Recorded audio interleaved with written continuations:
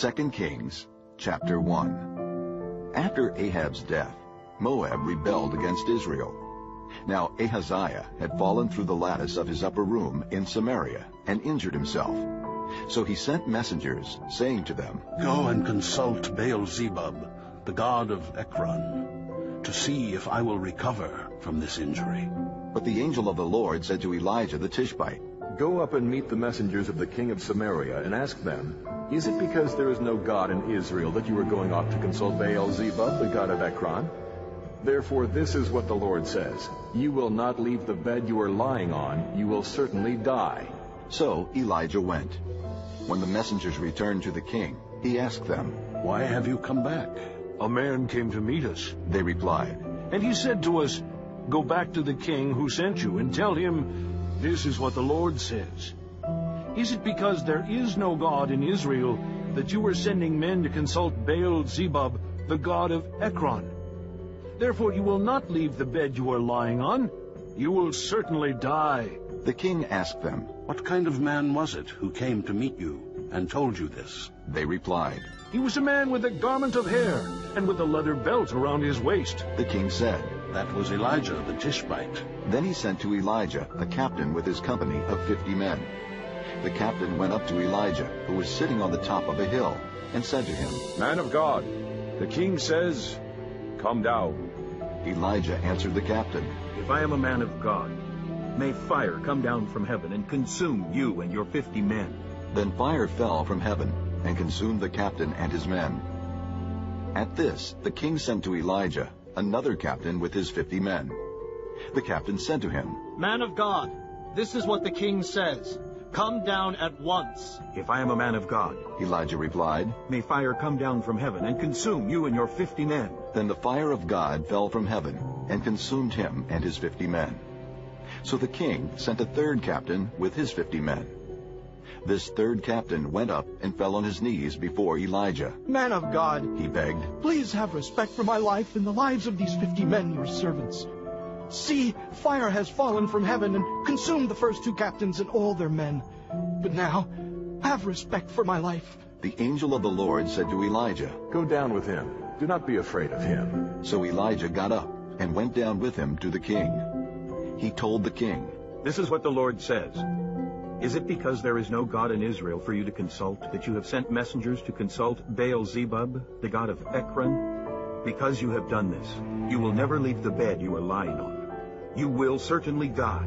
So he died, according to the word of the Lord that Elijah had spoken.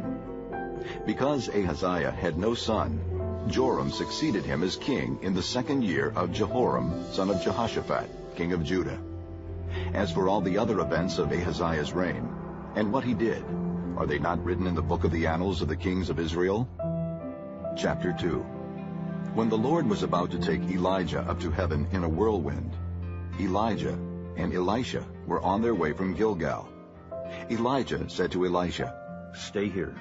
The Lord has sent me to Bethel." But Elisha said, "As surely as the Lord lives and as you live, I will not leave you." So they went down to Bethel. The company of the prophets at Bethel came out to Elisha and asked, "Do you know that the Lord is going to take your master from you today?" "Yes, I know," Elisha replied. "but do not speak of it." Then Elijah said to him, "Stay here, Elisha. The Lord has sent me to Jericho." And he replied, "As surely as the Lord lives and as you live, I will not leave you." So they went to Jericho. The company of the prophets at Jericho went up to Elisha and asked him, "Do you know that the Lord is going to take your master from you today?" "Yes, I know," he replied. "but do not speak of it." Then Elijah said to him, "Stay here. The Lord has sent me to the Jordan." And he replied, "As surely as the Lord lives and as you live, I will not leave you." So the 2 of them walked on. 50 men of the company of the prophets went and stood at a distance, facing the place where Elijah and Elisha had stopped at the Jordan. Elijah took his cloak, rolled it up, and struck the water with it. The water divided to the right and to the left, and the 2 of them crossed over on dry ground. When they had crossed, Elijah said to Elisha, "Tell me, what can I do for you before I am taken from you?" "Let me inherit a double portion of your spirit." Elisha replied. "You have asked a difficult thing." Elijah said, "Yet if you see me when I am taken from you, it will be yours. Otherwise not. As they were walking along and talking together, suddenly a chariot of fire and horses of fire appeared and separated the two of them. And Elijah went up to heaven in a whirlwind. Elisha saw this and cried out, My father! My father! The chariots and horsemen of Israel! And Elisha saw him no more. Then he took hold of his own clothes and tore them apart. He picked up the cloak that had fallen from Elijah and went back and stood on the bank of the Jordan. Then he took the cloak that had fallen from him and struck the water with it. Where now is the Lord, the God of Elijah? He asked. When he struck the water, it divided to the right and to the left, and he crossed over. The company of the prophets from Jericho who were watching said, The spirit of Elijah is resting on Elisha. And they went to meet him and bowed to the ground before him. Look, They said, we, your servants, have 50 able men. Let them go and look for your master. Perhaps the Spirit of the Lord has picked him up and set him down on some mountain or in some valley. No, Elisha replied. do not send them. But they persisted until he was too ashamed to refuse. So he said, Send them. And they sent 50 men, who searched for 3 days, but did not find him. When they returned to Elisha, who was staying in Jericho, he said to them, Didn't I tell you not to go? The men of the city said to Elisha, Look, our lord, this town is well situated, as you can see, but the water is bad and the land is unproductive. Bring me a new bowl, he said. and put salt in it. So they brought it to him. Then he went out to the spring and threw the salt into it, saying, This is what the Lord says. I have healed this water. Never again will it cause death or make the land unproductive. And the water has remained wholesome to this day, according to the word Elisha had spoken. From there, Elisha went up to Bethel. As he was walking along the road, some youths came out of the town and jeered at him. Go on up, you bald head. They said. Go on up, you bald head. He turned around, looked at them, and called down a curse on them in the name of the Lord. Then 2 bears came out of the woods and mauled 42 of the youths. And he went on to Mount Carmel, and from there returned to Samaria. Chapter 3. Joram, son of Ahab, became king of Israel in Samaria in the 18th year of Jehoshaphat, king of Judah, and he reigned 12 years. He did evil in the eyes of the Lord, but not as his father and mother had done. He got rid of the sacred stone of Baal that his father had made. Nevertheless, he clung to the sins of Jeroboam, son of Nebat, which he had caused Israel to commit. He did not turn away from them. Now Mesha, king of Moab, raised sheep, and he had to supply the king of Israel with 100,000 lambs and with the wool of 100,000 rams. But after Ahab died, the king of Moab rebelled against the king of Israel. So at that time King Joram set out from Samaria and mobilized all Israel. He also sent this message to Jehoshaphat, king of Judah. The king of Moab has rebelled against me. Will you go with me to fight against Moab? I will go with you. He replied, I am as you are, my people as your people, my horses as your horses. By what route shall we attack? He asked. Through the desert of Edom. He answered. So the king of Israel set out with the king of Judah and the king of Edom. After a roundabout march of 7 days, the army had no more water for themselves or for the animals with them. What? Exclaimed the king of Israel. Has the Lord called us 3 kings together only to hand us over to Moab? But Jehoshaphat asked, Is there no prophet of the Lord here, that we may inquire of the Lord through him? An officer of the king of Israel answered, Elisha, son of Shaphat, is here. He used to pour water on the hands of Elijah. Jehoshaphat said, The word of the Lord is with him. So the king of Israel and Jehoshaphat and the king of Edom went down to him. Elisha said to the king of Israel, What do we have to do with each other? Go to the prophets of your father and the prophets of your mother. No, the king of Israel answered, because it was the Lord who called us 3 kings together to hand us over to Moab. Elisha said, As surely as the Lord Almighty lives, whom I serve, if I did not have respect for the presence of Jehoshaphat, king of Judah, I would not look at you or even notice you. But now bring me a harpist. While the harpist was playing, the hand of the Lord came upon Elisha, and he said, This is what the Lord says. Make this valley full of ditches, for this is what the Lord says. You will see neither wind nor rain, yet this valley will be filled with water, and you, your cattle, and your other animals will drink. This is an easy thing in the eyes of the Lord. He will also hand Moab over to you. You will overthrow every fortified city and every major town. You will cut down every good tree, stop up all the springs, and ruin every good field with stones. The next morning, about the time for offering the sacrifice, there it was, water flowing from the direction of Edom, and the land was filled with water. Now all the Moabites had heard that the kings had come to fight against them. So every man, young and old, who could bear arms was called up and stationed on the border. When they got up early in the morning, the sun was shining on the water. To the Moabites across the way, the water looked red, like blood. That's blood, they said. Those kings must have fought and slaughtered each other. Now to the plunder, Moab. But when the Moabites came to the camp of Israel, the Israelites rose up and fought them until they fled. And the Israelites invaded the land and slaughtered the Moabites. They destroyed the towns, and each man threw a stone on every good field until it was covered. They stopped up all the springs and cut down every good tree. Only Kir-Hareseth was left with its stones in place. But men armed with slings surrounded it and attacked it as well. When the king of Moab saw that the battle had gone against him, he took with him 700 swordsmen to break through to the king of Edom, but they failed. Then he took his firstborn son, who was to succeed him as king, and offered him as a sacrifice on the city wall. The fury against Israel was great. They withdrew and returned to their own land. Chapter 4. The wife of a man from the company of the prophets cried out to Elisha, "Your servant, my husband, is dead, and you know that he revered the Lord. But now his creditor is coming to take my 2 boys as his slaves." Elisha replied to her, How can I help you? Tell me, what do you have in your house? "Your servant has nothing there at all," she said. "except a little oil." Elisha said, Go around and ask all your neighbors for empty jars. Don't ask for just a few. Then go inside and shut the door behind you and your sons. Pour oil into all the jars, and as each is filled, put it to one side. She left him, and afterward shut the door behind her and her sons. They brought the jars to her, and she kept pouring. When all the jars were full, she said to her son, "Bring me another one." But he replied, "There is not a jar left." Then the oil stopped flowing. She went and told the man of God, and he said, Go, sell the oil and pay your debts. You and your sons can live on what is left. One day Elisha went to Shunem, and a well-to-do woman was there, who urged him to stay for a meal. So whenever he came by, he stopped there to eat. She said to her husband, "I know that this man who often comes our way is a holy man of God.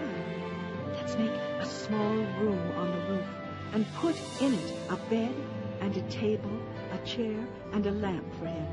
Then he can stay there whenever he comes to us." One day when Elisha came, he went up to his room and lay down there. He said to his servant Gehazi, Call the Shunammite. So he called her, and she stood before him. Elisha said to him, Tell her, You have gone to all this trouble for us. Now what can be done for you? Can we speak on your behalf to the king or the commander of the army? She replied, "I have a home among my own people." What can be done for her? Elisha asked. Gehazi said, Well, she has no son, and her husband is old. Then Elisha said, Call her. So he called her, and she stood in the doorway. About this time next year, Elisha said, you will hold a son in your arms. "No, my lord. She objected.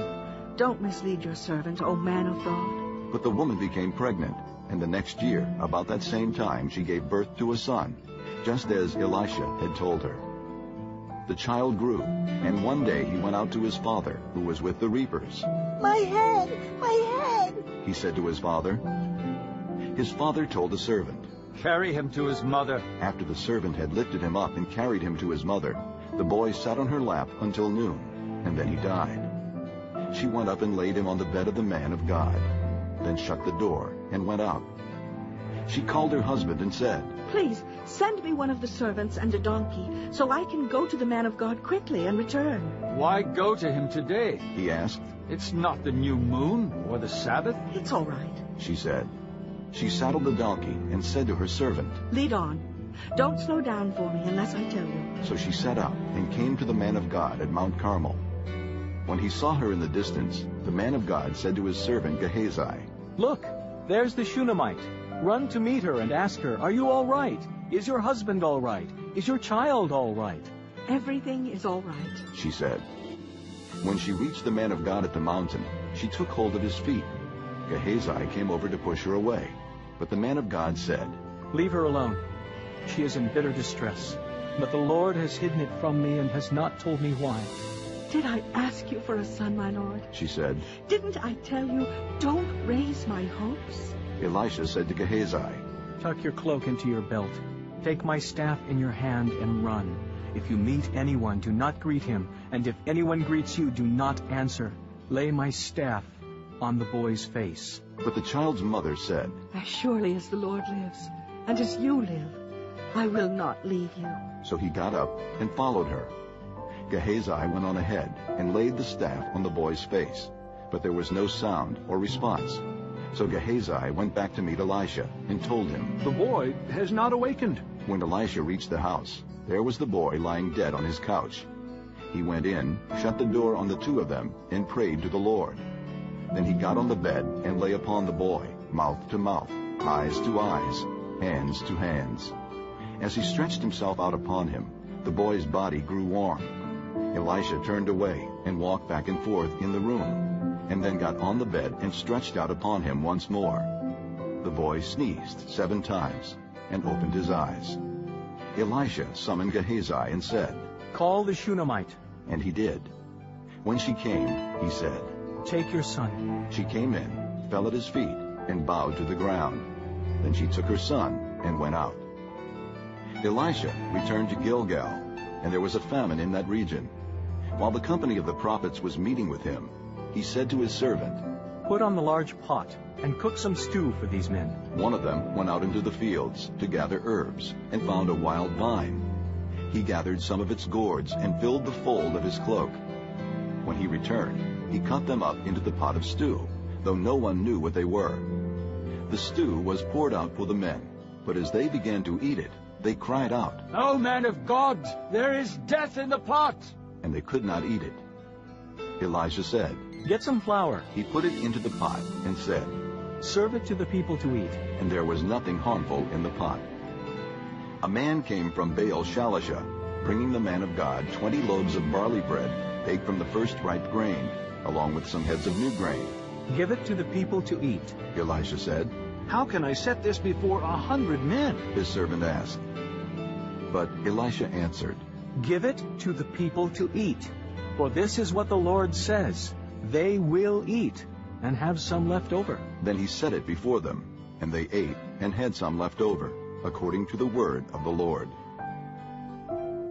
Chapter 5. Now Naaman was commander of the army of the king of Aram. He was a great man in the sight of his master, and highly regarded, because through him the Lord had given victory to Aram. He was a valiant soldier, but he had leprosy. Now bands from Aram had gone out and had taken captive a young girl from Israel, and she served Naaman's wife. She said to her mistress, "If only my master would see the prophet who is in Samaria, he would cure him of his leprosy." Naaman went to his master and told him what the girl from Israel had said. "By all means, go," the king of Aram replied. "I will send a letter to the king of Israel." So Naaman left, taking with him 10 talents of silver, 6,000 shekels of gold, and 10 sets of clothing. The letter that he took to the king of Israel read, "With this letter I am sending my servant Naaman to you, so that you may cure him of his leprosy." As soon as the king of Israel read the letter, he tore his robes and said, "Am I God? Can I kill and bring back to life? Why does this fellow send someone to me to be cured of his leprosy? See how he is trying to pick a quarrel with me?" When Elisha, the man of God, heard that the king of Israel had torn his robes, he sent him this message. "Why have you torn your robes? Have the man come to me, and he will know that there is a prophet in Israel." So Naaman went with his horses and chariots and stopped at the door of Elisha's house. Elisha sent a messenger to say to him, "Go, wash yourself 7 times in the Jordan, and your flesh will be restored, and you will be cleansed." But Naaman went away angry and said, "I thought that he would surely come out to me and stand and call on the name of the Lord his God, wave his hand over the spot, and cure me of my leprosy. Are not Abana and Pharpar, the rivers of Damascus, better than any of the waters of Israel? Couldn't I wash in them and be cleansed? So he turned and went off in a rage. Naaman's servants went to him and said, My father, if the prophet had told you to do some great thing, would you not have done it? How much more, then, when he tells you, wash and be cleansed? So he went down and dipped himself in the Jordan 7 times, as the man of God had told him. And his flesh was restored, and became clean like that of a young boy. Then Naaman and all his attendants went back to the man of God. He stood before him and said, Now I know that there is no God in all the world except in Israel. Please, accept now a gift from your servant. The prophet answered, As surely as the Lord lives, whom I serve, I will not accept a thing. And even though Naaman urged him, he refused. If you will not, said Naaman, please let me, your servant, be given as much earth as a pair of mules can carry. For your servant will never again make burnt offerings and sacrifices to any other god but the Lord. But may the Lord forgive your servant for this one thing. When my master enters the temple of Rimmon to bow down, and he is leaning on my arm, and I bow there also, when I bow down in the temple of Rimmon, may the Lord forgive your servant for this. Go in peace, Elijah said. After Naaman had traveled some distance, Gehazi, the servant of Elisha, the man of God, said to himself, My master was too easy on Naaman, this Aramean, by not accepting from him what he brought. As surely as the Lord lives, I will run after him and get something from him. So Gehazi hurried after Naaman. When Naaman saw him running toward him, he got down from the chariot to meet him. Is everything all right? He asked. Everything is all right, Gehazi answered. My master sent me to say, 2 young men from the company of the prophets have just come to me from the hill country of Ephraim. Please give them a talent of silver and 2 sets of clothing. By all means, take 2 talents, said Naaman. He urged Gehazi to accept them, and then tied up the 2 talents of silver in 2 bags with 2 sets of clothing. He gave them to 2 of his servants, and they carried them ahead of Gehazi. When Gehazi came to the hill, he took the things from the servants and put them away in the house. He sent the men away, and they left. Then he went in and stood before his master, Elijah. Where have you been, Gehazi? Elijah asked. Your servant didn't go anywhere, Gehazi answered. But Elijah said to him, Was not my spirit with you when the man got down from his chariot to meet you? Is this the time to take money, or to accept clothes, olive groves, vineyards, flocks, herds, or men servants and maid servants? Naaman's leprosy will cling to you and to your descendants forever. Then Gehazi went from Elijah's presence, and he was leprous, as white as snow. Chapter 6.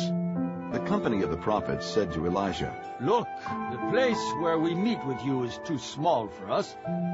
Let us go to the Jordan, where each of us can get a pole, and let us build a place there for us to live. And he said, Go. Then one of them said, Won't you please come with your servants? I will. Elijah replied, and he went with them. They went to the Jordan and began to cut down trees. As one of them was cutting down a tree, the iron axe head fell into the water. Oh, my Lord! He cried out. It was borrowed. The man of God asked, Where did it fall? When he showed him the place, Elijah cut a stick and threw it there, and made the iron float. Lift it out, he said. Then the man reached out his hand and took it. Now the king of Aram was at war with Israel. After conferring with his officers, he said, I will set up my camp in such and such a place. The man of God sent word to the king of Israel. Beware of passing that place, because the Arameans are going down there. So the king of Israel checked on the place indicated by the man of God. Time and again, Elisha warned the king, so that he was on his guard in such places. This enraged the king of Aram. He summoned his officers and demanded of them, Will you not tell me which of us is on the side of the king of Israel? None of us, my lord the king, said one of his officers. But Elisha, the prophet who is in Israel, tells the king of Israel the very words you speak in your bedroom. Go, find out where he is, the king ordered, so I can send men and capture him. The report came back. He is in Dothan. Then he sent horses and chariots and a strong force there. They went by night and surrounded the city. When the servant of the man of God got up and went out early the next morning, an army with horses and chariots had surrounded the city. Oh, my lord, what shall we do? The servant asked. Don't be afraid, the prophet answered. Those who are with us are more than those who are with them. And Elijah prayed, O Lord, open his eyes so he may see. Then the Lord opened the servant's eyes, and he looked and saw the hills full of horses and chariots of fire all around Elisha. As the enemy came down toward him, Elisha prayed to the Lord, Strike these people with blindness. So he struck them with blindness, as Elisha had asked. Elisha told them, This is not the road, and this is not the city. Follow me, and I will lead you to the man you are looking for. And he led them to Samaria. After they entered the city, Elisha said, Lord, open the eyes of these men so they can see. Then the Lord opened their eyes, and they looked, and there they were, inside Samaria. When the king of Israel saw them, he asked Elisha, Shall I kill them, my father? Shall I kill them? Do not kill them, he answered. Would you kill men you have captured with your own sword or bow? Set food and water before them so that they may eat and drink, and then go back to their master. So he prepared a great feast for them, and after they had finished eating and drinking, he sent them away, and they returned to their master. So the bands from Aram stopped raiding Israel's territory.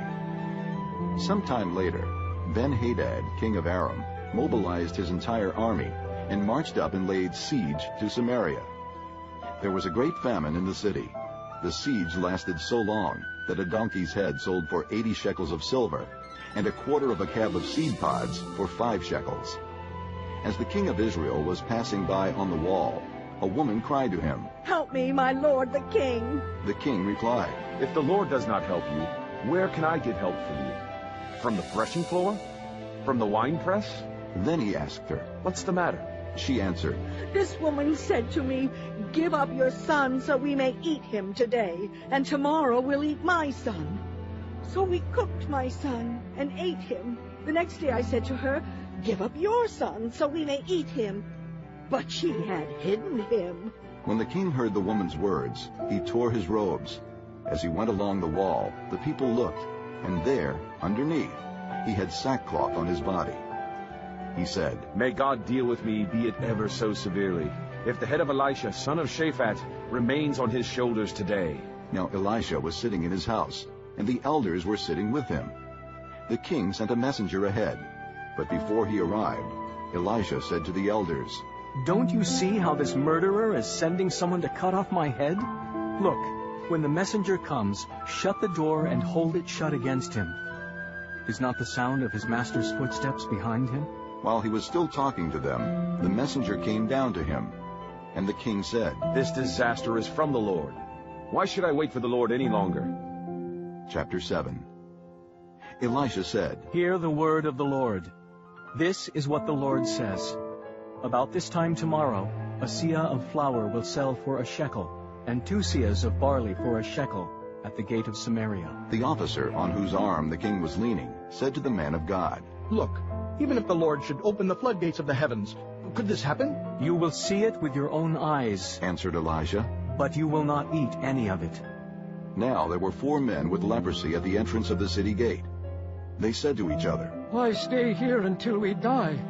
If we say, We'll go into the city, the famine is there, and we will die. And if we stay here, we will die. So let's go over to the camp of the Arameans and surrender. If they spare us, we live. If they kill us, then we die.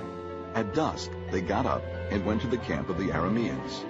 When they reached the edge of the camp, not a man was there, for the Lord had caused the Arameans to hear the sound of chariots and horses and a great army, so that they said to one another, Look, the king of Israel has hired the Hittite and Egyptian kings to attack us. So they got up and fled in the dusk and abandoned their tents and their horses and donkeys. They left the camp as it was and ran for their lives. The men who had leprosy reached the edge of the camp and entered one of the tents. They ate and drank and carried away silver, gold, and clothes and went off and hid them. They returned and entered another tent and took some things from it and hid them also. Then they said to each other, We're not doing right. This is a day of good news, and we are keeping it to ourselves. If we wait until daylight, punishment will overtake us. Let's go at once and report this to the royal palace. So they went and called out to the city gatekeepers and told them, We went into the Aramean camp, and not a man was there, not a sound of anyone, only tethered horses and donkeys, and the tents left just as they were. The gatekeepers shouted the news, and it was reported within the palace. The king got up in the night and said to his officers, I will tell you what the Arameans have done to us. They know we are starving, so they have left the camp to hide in the countryside, thinking they will surely come out, and then we will take them alive and get into the city. One of his officers answered, Have some men take 5 of the horses that are left in the city. Their plight will be like that of all the Israelites left here. Yes, they will only be like all these Israelites who are doomed. So let us send them to find out what happened. So they selected 2 chariots with their horses, and the king sent them after the Aramean army. He commanded the drivers, Go and find out what has happened. They followed them as far as the Jordan, and they found the whole road strewn with the clothing and equipment the Arameans had thrown away in their headlong flight. So the messengers returned and reported to the king. Then the people went out and plundered the camp of the Arameans. So a seah of flour sold for a shekel, and 2 seahs of barley sold for a shekel, as the Lord had said. Now the king had put the officer on whose arm he leaned in charge of the gate, and the people trampled him in the gateway, and he died, just as the man of God had foretold when the king came down to his house. It happened as the man of God had said to the king. About this time tomorrow, a seah of flour will sell for a shekel, and 2 seahs of barley for a shekel at the gate of Samaria. The officer had said to the man of God, Look, even if the Lord should open the floodgates of the heavens, could this happen? The man of God had replied, You will see it with your own eyes, but you will not eat any of it. And that is exactly what happened to him, for the people trampled him in the gateway, and he died. Chapter 8. Now Elisha had said to the woman whose son he had restored to life, Go away with your family and stay for a while wherever you can, because the Lord has decreed a famine in the land that will last 7 years. The woman proceeded to do as the man of God said. She and her family went away and stayed in the land of the Philistines 7 years. At the end of the 7 years, she came back from the land of the Philistines and went to the king to beg for her house and land. The king was talking to Gehazi, the servant of the man of God, and had said, Tell me about all the great things Elisha has done. Just as Gehazi was telling the king how Elisha had restored the dead to life, the woman whose son Elisha had brought back to life came to beg the king for her house and land. Gehazi said, This is the woman, my lord the king. This is her son, whom Elisha restored to life. The king asked the woman about it, and she told him. Then he assigned an official to her case, and said to him, Give back everything that belonged to her, including all the income from her land from the day she left the country until now. Elijah went to Damascus, and Ben-Hadad, king of Aram, was ill. When the king was told, The man of God has come all the way up here, he said to Hazael, Take a gift with you, and go to meet the man of God. Consult the Lord through him. Ask him, Will I recover from this illness? Hazael went to meet Elijah, taking with him, as a gift, 40 camel loads of all the finest wares of Damascus. He went in and stood before him and said, Your son, Ben-Hadad, king of Aram, has sent me to ask, Will I recover from this illness? Elijah answered, Go and say to him, You will certainly recover. But the Lord has revealed to me that he will in fact die. He stared at him with a fixed gaze until Hazael felt ashamed. Then the man of God began to weep. Why is my lord weeping? Asked Hazael.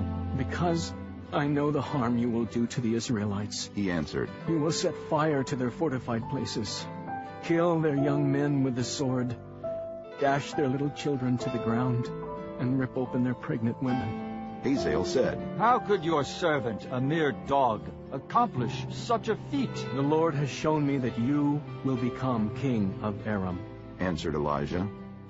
Then Hazael left Elijah and returned to his master.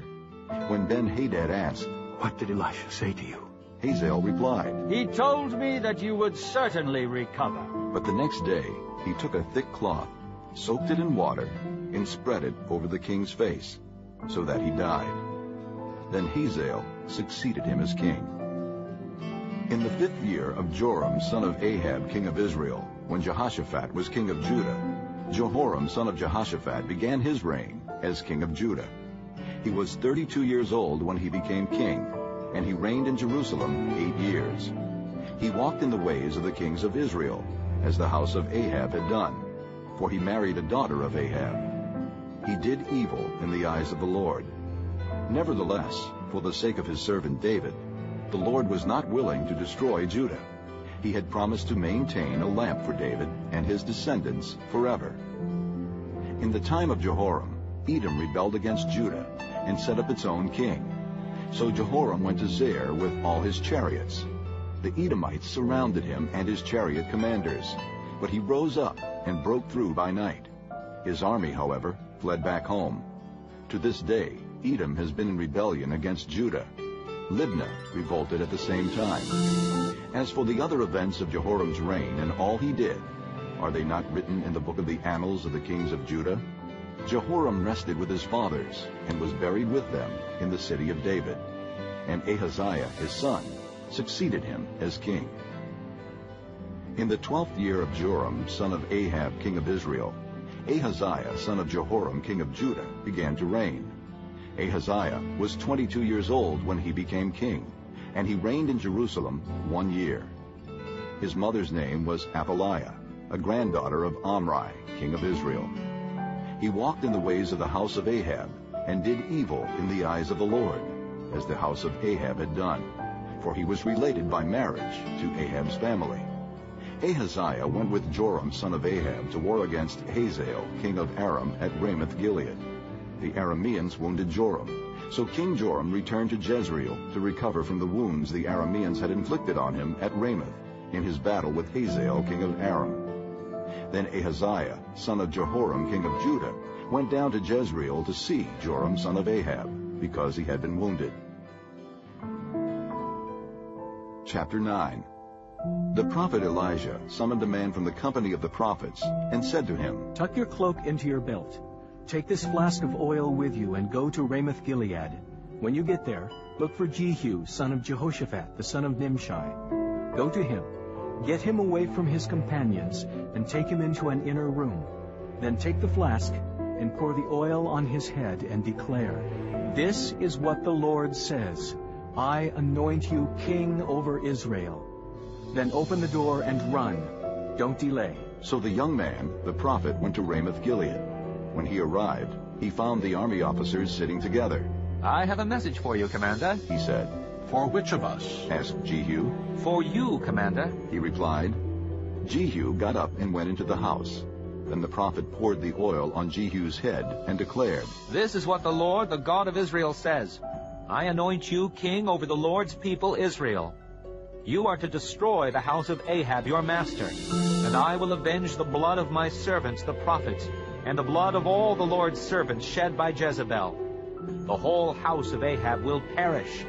I will cut off from Ahab every last male in Israel, slave or free. I will make the house of Ahab like the house of Jeroboam, son of Nebat, and like the house of Baasha, son of Ahijah. As for Jezebel, dogs will devour her on the plot of ground at Jezreel, and no one will bury her." Then he opened the door and ran. When Jehu went out to his fellow officers, one of them asked him, "Is everything all right? Why did this madman come to you?" "You know the man and the sort of things he says." Jehu replied. "That's not true," they said. "Tell us." Jehu said, "Here is what he told me. This is what the Lord says. I anoint you king over Israel." They hurried and took their cloaks and spread them under him on the bare steps. Then they blew the trumpet and shouted, "Jehu is king!" So Jehu, son of Jehoshaphat, the son of Nimshi, conspired against Joram. Now Joram and all Israel had been defending Ramoth-Gilead against Hazael, king of Aram. But King Joram had returned to Jezreel to recover from the wounds the Arameans had inflicted on him in the battle with Hazael, king of Aram. Jehu said, "If this is the way you feel, don't let anyone slip out of the city to go and tell the news in Jezreel." Then he got into his chariot and rode to Jezreel, because Joram was resting there, and Ahaziah, king of Judah, had gone down to see him. When the lookout standing on the tower in Jezreel saw Jehu's troops approaching, he called out, I see some troops coming. Get a horseman, Joram ordered. Send him to meet them and ask, do you come in peace? The horseman rode off to meet Jehu and said, This is what the king says. Do you come in peace? What do you have to do with peace? Jehu replied. Fall in behind me. The lookout reported. The messenger has reached them, but he isn't coming back. So the king sent out a second horseman. When he came to them, he said, This is what the king says. Do you come in peace? Jehu replied. What do you have to do with peace? Fall in behind me. The lookout reported. He has reached them, but he isn't coming back either. The driving is like that of Jehu, son of Nimshi. He drives like a madman. Hitch up my chariot, Joram ordered.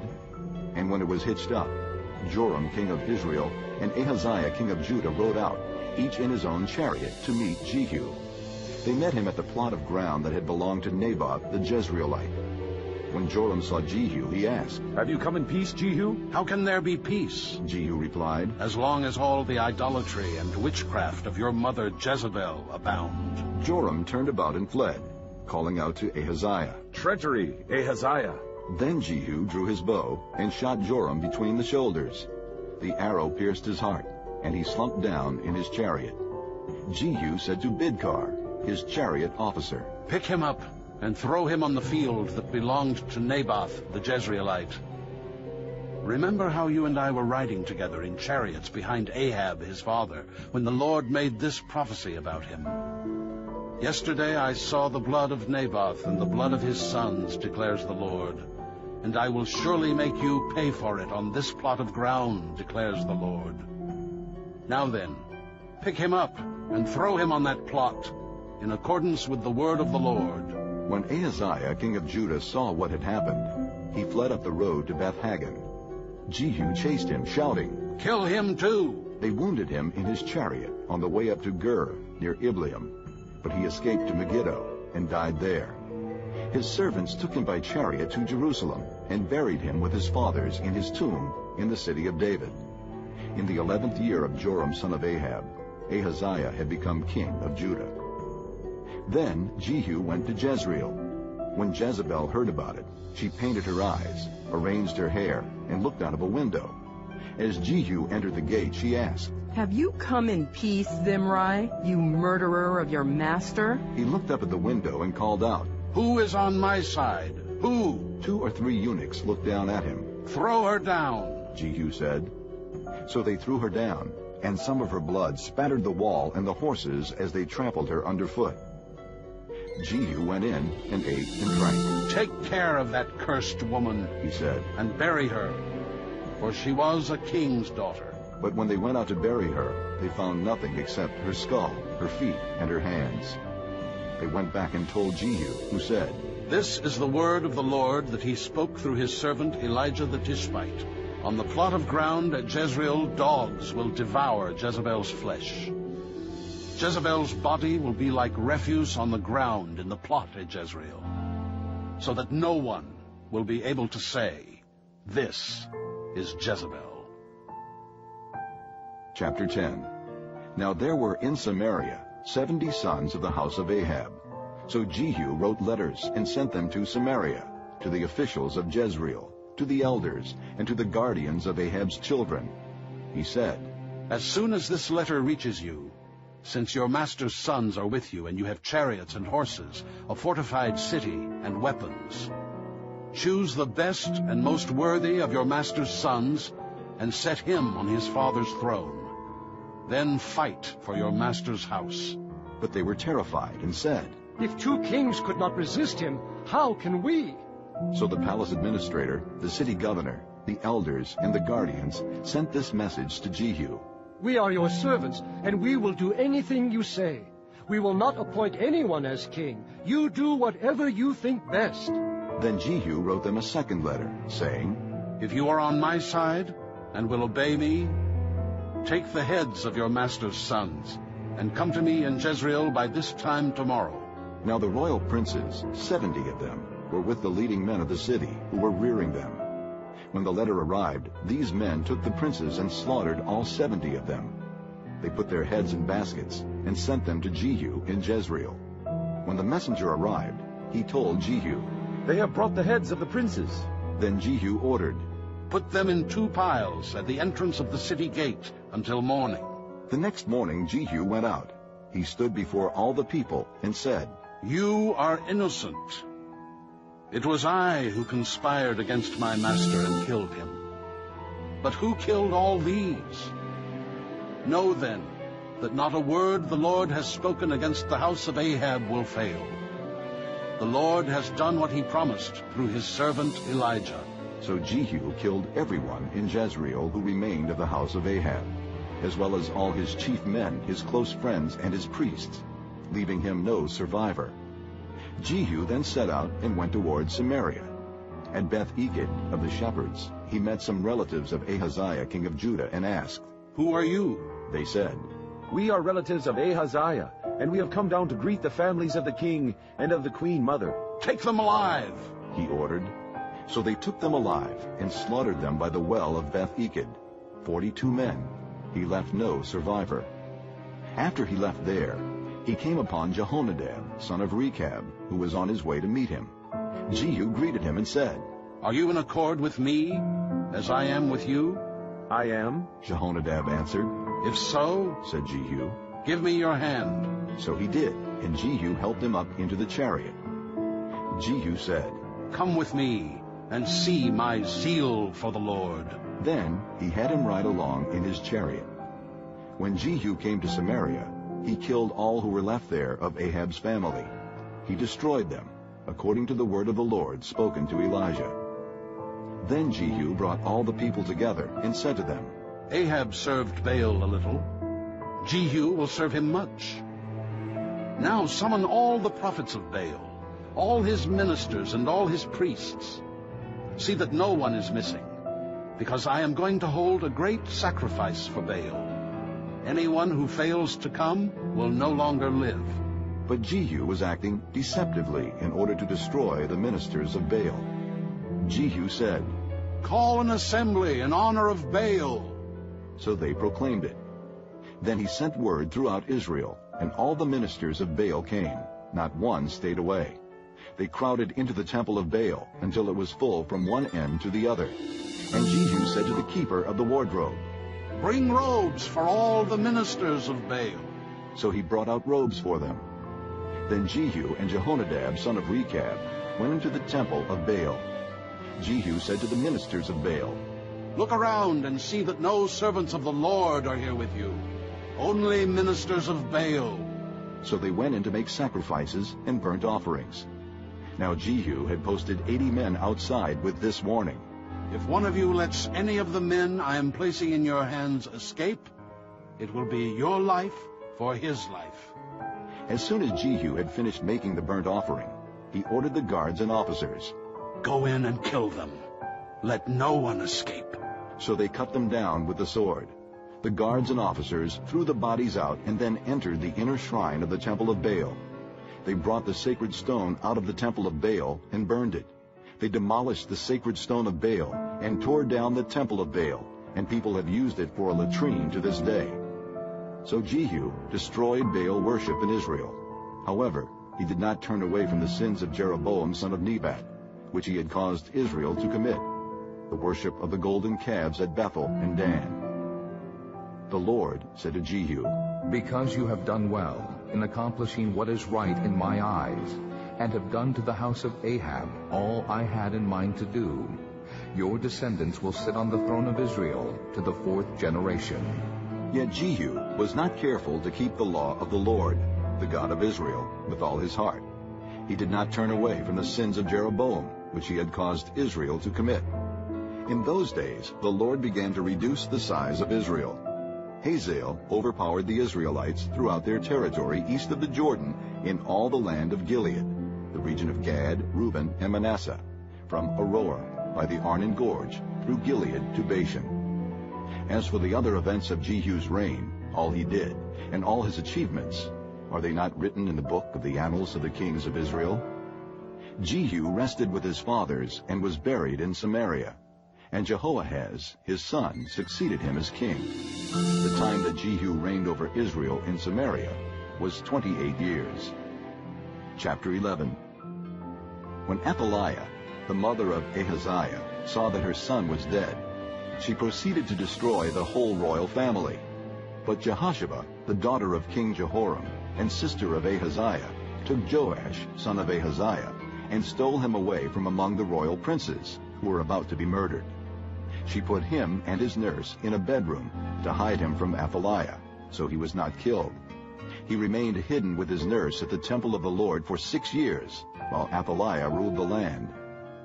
In the 7th year, Jehoiada sent for the commanders of units of 100, the Kerites and the guards, and had them brought to him at the temple of the Lord.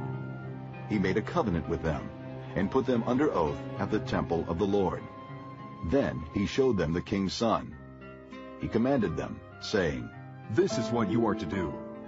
You who are in the 3 companies that are going on duty on the Sabbath, a third of you guarding the royal palace, a third at the Sword Gate, and a third at the gate behind the guard, who take turns guarding the temple, and you who are in the other 2 companies that normally go off Sabbath duty, are all to guard the temple for the king. Station yourselves around the king, each man with his weapon in his hand. Anyone who approaches your ranks must be put to death. Stay close to the king wherever he goes." The commanders of units of 100 did just as Jehoiada the priest ordered. Each one took his men, those who were going on duty on the Sabbath and those who were going off duty, and came to Jehoiada the priest. Then he gave the commanders the spears and shields that had belonged to King David and that were in the temple of the Lord. The guards, each with his weapon in his hand, stationed themselves around the king, near the altar and the temple, from the south side to the north side of the temple. Jehoiada brought out the king's son and put the crown on him. He presented him with a copy of the covenant and proclaimed him king. They anointed him, and the people clapped their hands and shouted, "Long live the king!" When Athaliah heard the noise made by the guards and the people, she went to the people at the temple of the Lord. She looked, and there was the king, standing by the pillar, as the custom was. The officers and the trumpeters were beside the king, and all the people of the land were rejoicing and blowing trumpets. Then Athaliah tore her robes and called out, "Treason! Treason!" Jehoiada the priest ordered the commanders of units of 100, who were in charge of the troops, "Bring her out between the ranks, and put to the sword anyone who follows her." For the priest had said, "She must not be put to death in the temple of the Lord." So they seized her as she reached the place where the horses enter the palace grounds, and there she was put to death. Jehoiada then made a covenant between the Lord and the king and people, that they would be the Lord's people. He also made a covenant between the king and the people.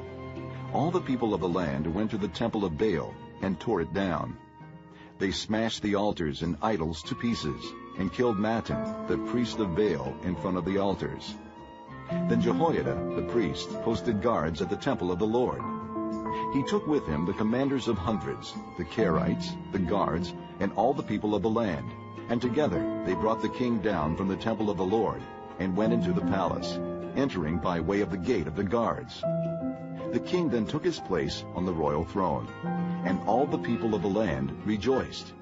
And the city was quiet, because Athaliah had been slain with the sword at the palace. Joash was 7 years old when he began to reign. Chapter 12. In the 7th year of Jehu, Joash became king, and he reigned in Jerusalem 40 years. His mother's name was Zibiah. She was from Beersheba. Joash did what was right in the eyes of the Lord all the years Jehoiada the priest instructed him. The high places, however, were not removed. The people continued to offer sacrifices and burn incense there. Joash said to the priests, "Collect all the money that is brought as sacred offerings to the temple of the Lord, the money collected in the census, the money received from personal vows, and the money brought voluntarily to the temple. Let every priest receive the money from one of the treasurers, and let it be used to repair whatever damage is found in the temple." But by the 23rd year of King Joash, the priests still had not repaired the temple. Therefore King Joash summoned Jehoiada the priest and the other priest, and asked them, "Why aren't you repairing the damage done to the temple? Take no more money from your treasurers, but hand it over for repairing the temple." The priests agreed that they would not collect any more money from the people, and that they would not repair the temple themselves. Jehoiada the priest took a chest and bored a hole in its lid. He placed it beside the altar, on the right side as one enters the temple of the Lord. The priests who guarded the entrance put into the chest all the money that was brought to the temple of the Lord. Whenever they saw that there was a large amount of money in the chest, the royal secretary and the high priest came, counted the money that had been brought into the temple of the Lord, and put it into bags. When the amount had been determined, they gave the money to the men appointed to supervise the work on the temple. With it, they paid those who worked on the temple of the Lord, the carpenters and builders, the masons and stonecutters. They purchased timber and dressed stone for the repair of the temple of the Lord, and met all the other expenses of restoring the temple. The money brought into the temple was not spent for making silver basins, wick trimmers, sprinkling bowls, trumpets, or any other articles of gold or silver for the temple of the Lord. It was paid to the workmen, who used it to repair the temple. They did not require an accounting from those to whom they gave the money to pay the workers, because they acted with complete honesty. The money from the guilt offerings and sin offerings was not brought into the temple of the Lord. It belonged to the priests. About this time, Hazael, king of Aram, went up and attacked Gath and captured it.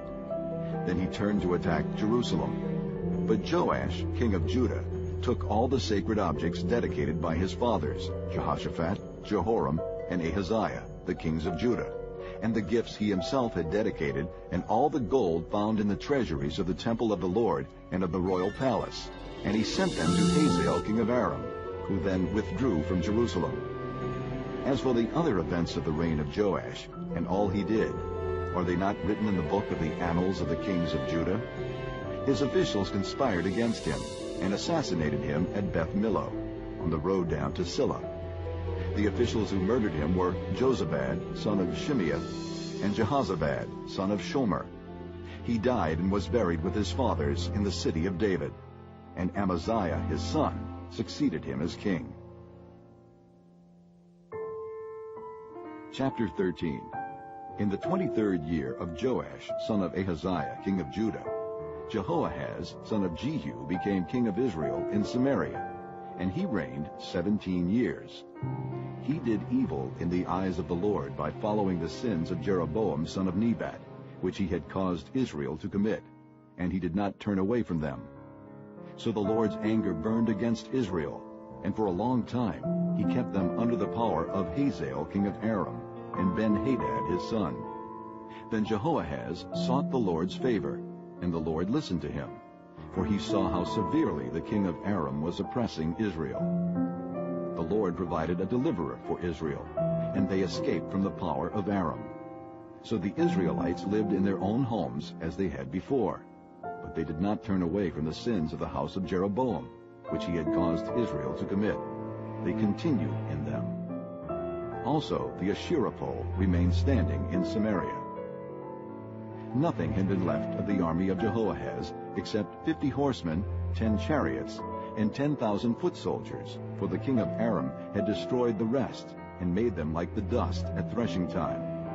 As for the other events of the reign of Jehoahaz, all he did, and his achievements, are they not written in the book of the annals of the kings of Israel? Jehoahaz rested with his fathers, and was buried in Samaria, and Jehoash his son succeeded him as king. In the 37th year of Joash king of Judah, Jehoash son of Jehoahaz became king of Israel in Samaria, and he reigned 16 years. He did evil in the eyes of the Lord, and did not turn away from any of the sins of Jeroboam son of Nebat, which he had caused Israel to commit. He continued in them. As for the other events of the reign of Jehoash, all he did, and his achievements, including his war against Amaziah king of Judah, are they not written in the book of the annals of the kings of Israel? Jehoash rested with his fathers, and Jeroboam succeeded him on the throne. Jehoash was buried in Samaria with the kings of Israel. Now Elisha was suffering from the illness from which he died. Jehoash king of Israel went down to see him, and wept over him. My father, he cried. the chariots and horsemen of Israel. Elisha said, Get a bow and some arrows. and he did so. Take the bow in your hands he said to the king of Israel. When he had taken it, Elijah put his hands on the king's hands. "Open the east window," he said, and he opened it. "Shoot," Elijah said, and he shot. "The Lord's arrow of victory, the arrow of victory over Aram," Elijah declared. "You will completely destroy the Arameans at Aphek." Then he said, "Take the arrows." And the king took them. Elijah told him, "Strike the ground." He struck it 3 times and stopped. The man of God was angry with him and said, "You should have struck the ground 5 or 6 times. Then you would have defeated Aram and completely destroyed it. But now you will defeat it only 3 times. Elijah died and was buried. Now Moabite raiders used to enter the country every spring. Once while some Israelites were burying a man, suddenly they saw a band of raiders. So they threw the man's body into Elijah's tomb. When the body touched Elijah's bones, the man came to life and stood up on his feet. Hazael, king of Aram, oppressed Israel throughout the reign of Jehoahaz. But the Lord was gracious to them, and had compassion and showed concern for them, because of his covenant with Abraham, Isaac, and Jacob. To this day, he has been unwilling to destroy them or banish them from his presence. Hazael, king of Aram, died, and Ben-Hadad his son succeeded him as king. Then Jehoash, son of Jehoahaz, recaptured from Ben-Hadad, son of Hazael, the towns he had taken in battle from his father Jehoahaz. 3 times Jehoash defeated him, and so he recovered the Israelite towns. Chapter 14. In the 2nd year of Jehoash, son of Jehoahaz, king of Israel, Amaziah, son of Joash, king of Judah, began to reign. He was 25 years old when he became king, and he reigned in Jerusalem 29 years. His mother's name was Jehoaddin. She was from Jerusalem. He did what was right in the eyes of the Lord, but not as his father David had done. In everything he followed the example of his father Joash. The high places, however, were not removed. The people continued to offer sacrifices and burn incense there. After the kingdom was firmly in his grasp, he executed the officials who had murdered his father the king. Yet he did not put the sons of the assassins to death, in accordance with what is written in the book of the law of Moses, where the Lord commanded, "Fathers shall not be put to death for their children, nor children put to death for their fathers. Each is to die for his own sins." He was the one who defeated 10,000 Edomites in the Valley of Salt and captured Selah in battle, calling it Joktheel, the name it has to this day. Then Amaziah sent messengers to Jehoash, son of Jehoahaz, the son of Jehu, king of Israel, with the challenge, "Come, meet me face to face." But Jehoash, king of Israel, replied to Amaziah, king of Judah, "A thistle in Lebanon sent a message to a cedar in Lebanon. Give your daughter to my son in marriage." Then a wild beast in Lebanon came along and trampled the thistle underfoot. You have indeed defeated Edom, and now you are arrogant. Glory in your victory, but stay at home. Why ask for trouble and cause your own downfall, and that of Judah also? Amaziah, however, would not listen. So Jehoash, king of Israel, attacked. He and Amaziah, king of Judah, faced each other at Beth-Shemesh in Judah. Judah was routed by Israel, and every man fled to his home. Jehoash, king of Israel, captured Amaziah, king of Judah, the son of Joash, the son of Ahaziah, at Beth-Shemesh. Then Jehoash went to Jerusalem and broke down the wall of Jerusalem from the Ephraim gate to the corner gate, a section about 600 feet long. He took all the gold and silver and all the articles found in the temple of the Lord and in the treasuries of the royal palace. He also took hostages and returned to Samaria. As for the other events of the reign of Jehoash, what he did, and his achievements, including his war against Amaziah, king of Judah, are they not written in the book of the annals of the kings of Israel? Jehoash rested with his fathers and was buried in Samaria with the kings of Israel, and Jeroboam his son succeeded him as king. Amaziah, son of Joash, king of Judah, lived for 15 years after the death of Jehoash, son of Jehoahaz, king of Israel. As for the other events of Amaziah's reign, are they not written in the book of the annals of the kings of Judah? They conspired against him in Jerusalem, and he fled to Lachish. But they sent men after him to Lachish and killed him there. He was brought back by horse and was buried in Jerusalem with his fathers in the city of David. Then all the people of Judah took Azariah, who was 16 years old, and made him king in place of his father Amaziah. He was the one who rebuilt Elath and restored it to Judah after Amaziah rested with his fathers. In the 15th year of Amaziah, son of Joash, king of Judah, Jeroboam, son of Jehoash, king of Israel, became king in Samaria, and he reigned 41 years. He did evil in the eyes of the Lord, and did not turn away from any of the sins of Jeroboam, son of Nebat, which he had caused Israel to commit. He was the one who restored the boundaries of Israel from Lebo-Hamath to the sea of the Arabah, in accordance with the word of the Lord, the God of Israel, spoken through his servant Jonah, son of Amittai, the prophet from Gath-Hepher. The Lord had seen how bitterly everyone in Israel, whether slave or free, was suffering. There was no one to help them. And since the Lord had not said he would blot out the name of Israel from under heaven, he saved them by the hand of Jeroboam, son of Jehoash. As for the other events of Jeroboam's reign, all he did, and his military achievements, including how he recovered for Israel both Damascus and Hamath, which had belonged to Yaudai, are they not written in the book of the annals of the kings of Israel? Jeroboam rested with his fathers, the kings of Israel, and Zechariah, his son, succeeded him as king. Chapter 15. In the 27th year of Jeroboam, king of Israel, Azariah, son of Amaziah, king of Judah, began to reign. He was 16 years old when he became king, and he reigned in Jerusalem 52 years. His mother's name was Jechaliah. She was from Jerusalem. He did what was right in the eyes of the Lord, just as his father Amaziah had done. The high places, however, were not removed. The people continued to offer sacrifices and burn incense there. The Lord afflicted the king with leprosy until the day he died, and he lived in a separate house. Jotham, the king's son, had charge of the palace and governed the people of the land.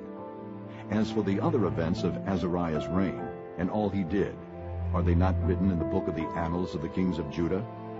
Azariah rested with his fathers, and was buried near them in the city of David. And Jotham, his son, succeeded him as king. In the 38th year of Azariah, king of Judah, Zechariah, son of Jeroboam, became king of Israel in Samaria, and he reigned 6 months. He did evil in the eyes of the Lord, as his fathers had done. He did not turn away from the sins of Jeroboam, son of Nebat, which he had caused Israel to commit. Shallum, son of Jabesh, conspired against Zechariah. He attacked him in front of the people, assassinated him, and succeeded him as king. The other events of Zechariah's reign are written in the book of the annals of the kings of Israel. So the word of the Lord spoken to Jehu was fulfilled. Your descendants will sit on the throne of Israel to the 4th generation. Shallum, son of Jabesh, became king in the 39th year of Uzziah, king of Judah, and he reigned in Samaria 1 month. Then Menahem, son of Gadai, went from Tirzah up to Samaria. He attacked Shallum, son of Jabesh, in Samaria, assassinated him, and succeeded him as king. The other events of Shallum's reign and the conspiracy he led are written in the book of the annals of the kings of Israel. At that time, Menahem, starting out from Tirzah, attacked Tiphsah and everyone in the city and its vicinity, because they refused to open their gates. He sacked Tiphsah and ripped open all the pregnant women. In the 39th year of Azariah, king of Judah, Menahem, son of Gadai, became king of Israel, and he reigned in Samaria 10 years. He did evil in the eyes of the Lord. During his entire reign, he did not turn away from the sins of Jeroboam, son of Nebat, which he had caused Israel to commit. Then Pul, king of Assyria, invaded the land, and Menahem gave him 1,000 talents of silver to gain his support and strengthen his own hold on the kingdom. Menahem exacted this money from Israel. Every wealthy man had to contribute 50 shekels of silver to be given to the king of Assyria. So the king of Assyria withdrew and stayed in the land no longer. As for the other events of Menahem's reign, and all he did, are they not written in the book of the annals of the kings of Israel? Menahem rested with his fathers, and Pekahiah, his son, succeeded him as king. In the 50th year of Azariah, king of Judah, Pekahiah, son of Menahem, became king of Israel in Samaria, and he reigned 2 years. Pekahiah did evil in the eyes of the Lord. He did not turn away from the sins of Jeroboam, son of Nebat, which he had caused Israel to commit. One of his chief officers, Pekah, son of Remaliah, conspired against him. Taking 50 men of Gilead with him, he assassinated Pekahiah, along with Argob and Ariah, in the citadel of the royal palace at Samaria. So Pekah killed Pekahiah, and succeeded him as king. The other events of Pekahiah's reign, and all he did, are written in the book of the annals of the kings of Israel. In the 52nd year of Azariah, king of Judah, Pekah, son of Remaliah, became king of Israel in Samaria, and he reigned 20 years. He did evil in the eyes of the Lord. He did not turn away from the sins of Jeroboam, son of Nebat, which he had caused Israel to commit. In the time of Pekah, king of Israel, Tiglath-Pileser, king of Assyria, came and took Ijon, Abel-Beth-Maacah, Genoa, Kedesh, and Hazor. He took Gilead and Galilee, including all the land of Naphtali, and deported the people to Assyria. Then Hoshea, son of Elah, conspired against Pekah, son of Remaliah. He attacked and assassinated him, and then succeeded him as king in the 20th year of Jotham, son of Uzziah. As for the other events of Pekah's reign, and all he did, are they not written in the book of the annals of the kings of Israel? In the 2nd year of Pekah, son of Remaliah, king of Israel, Jotham, son of Uzziah, king of Judah, began to reign. He was 25 years old when he became king, and he reigned in Jerusalem 16 years. His mother's name was Jerusha, daughter of Zadok. He did what was right in the eyes of the Lord, just as his father Uzziah had done. The high places, however, were not removed. The people continued to offer sacrifices and burn incense there. Jotham rebuilt the upper gate of the temple of the Lord. As for the other events of Jotham's reign, and what he did, are they not written in the book of the annals of the kings of Judah? In those days the Lord began to send Rezin, king of Aram, and Pekah, son of Remaliah, against Judah. Jotham rested with his fathers, and was buried with them in the city of David, the city of his father. And Ahaz, his son, succeeded him as king. Chapter 16. In the 17th year of Pekah, son of Remaliah, Ahaz, son of Jotham, king of Judah, began to reign. Ahaz was 20 years old when he became king, and he reigned in Jerusalem 16 years. Unlike David his father, he did not do what was right in the eyes of the Lord his God. He walked in the ways of the kings of Israel, and even sacrificed his son in the fire, following the detestable ways of the nations the Lord had driven out before the Israelites. He offered sacrifices and burned incense at the high places, on the hilltops, and under every spreading tree. Then Rezin, king of Aram, and Pekah, son of Remaliah, king of Israel, marched up to fight against Jerusalem and besieged Ahaz, but they could not overpower him. At that time Rezin, king of Aram, recovered Elath for Aram by driving out the men of Judah. Edomites then moved into Elath, and have lived there to this day. Ahaz sent messengers to say to Tiglath-Pileser, king of Assyria, I am your servant and vassal. Come up and save me out of the hand of the king of Aram and of the king of Israel who are attacking me. And Ahaz took the silver and gold found in the temple of the Lord and in the treasuries of the royal palace, and sent it as a gift to the king of Assyria. The king of Assyria complied by attacking Damascus and capturing it. He deported its inhabitants to Kir and put Rezin to death. Then King Ahaz went to Damascus to meet Tiglath-Pileser, king of Assyria. He saw an altar in Damascus and sent to Uriah the priest a sketch of the altar, with detailed plans for its construction. So Uriah the priest built an altar in accordance with all the plans that King Ahaz had sent from Damascus, and finished it before King Ahaz returned. When the king came back from Damascus and saw the altar, he approached it and presented offerings on it. He offered up his burnt offering and grain offering, poured out his drink offering, and sprinkled the blood of his fellowship offerings on the altar. The bronze altar that stood before the Lord he brought from the front of the temple, from between the new altar and the temple of the Lord, and put it on the north side of the new altar. King Ahaz then gave these orders to Uriah the priest. On the large new altar, offer the morning burnt offering and the evening grain offering, the king's burnt offering and his grain offering, and the burnt offering of all the people of the land, and their grain offering and their drink offering. Sprinkle on the altar all the blood of the burnt offerings and sacrifices. But I will use the bronze altar for seeking guidance. And Uriah the priest did just as King Ahaz had ordered. King Ahaz took away the side panels and removed the basins from the movable stands. He removed the sea from the bronze bowls that supported it, and set it on a stone base. He took away the Sabbath canopy that had been built at the temple, and removed the royal entryway outside the temple of the Lord, in deference to the king of Assyria. As for the other events of the reign of Ahaz, and what he did, are they not written in the book of the annals of the kings of Judah? Ahaz rested with his fathers, and was buried with them in the city of David. And Hezekiah, his son, succeeded him as king. Chapter 17. In the 12th year of Ahaz, king of Judah, Hoshea, son of Elah, became king of Israel and Samaria, and he reigned 9 years. He did evil in the eyes of the Lord, but not like the kings of Israel who preceded him. Shalmaneser, king of Assyria, came up to attack Hoshea, who had been Shalmaneser's vassal and had paid him tribute. But the king of Assyria discovered that Hoshea was a traitor, for he had sent envoys to So, king of Egypt, and he no longer paid tribute to the king of Assyria, as he had done year by year.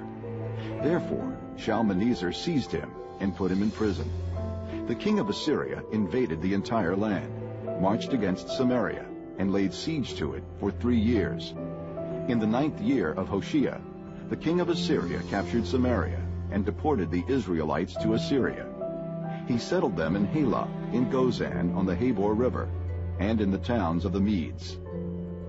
All this took place because the Israelites had sinned against the Lord their God, who had brought them up out of Egypt from under the power of Pharaoh, king of Egypt.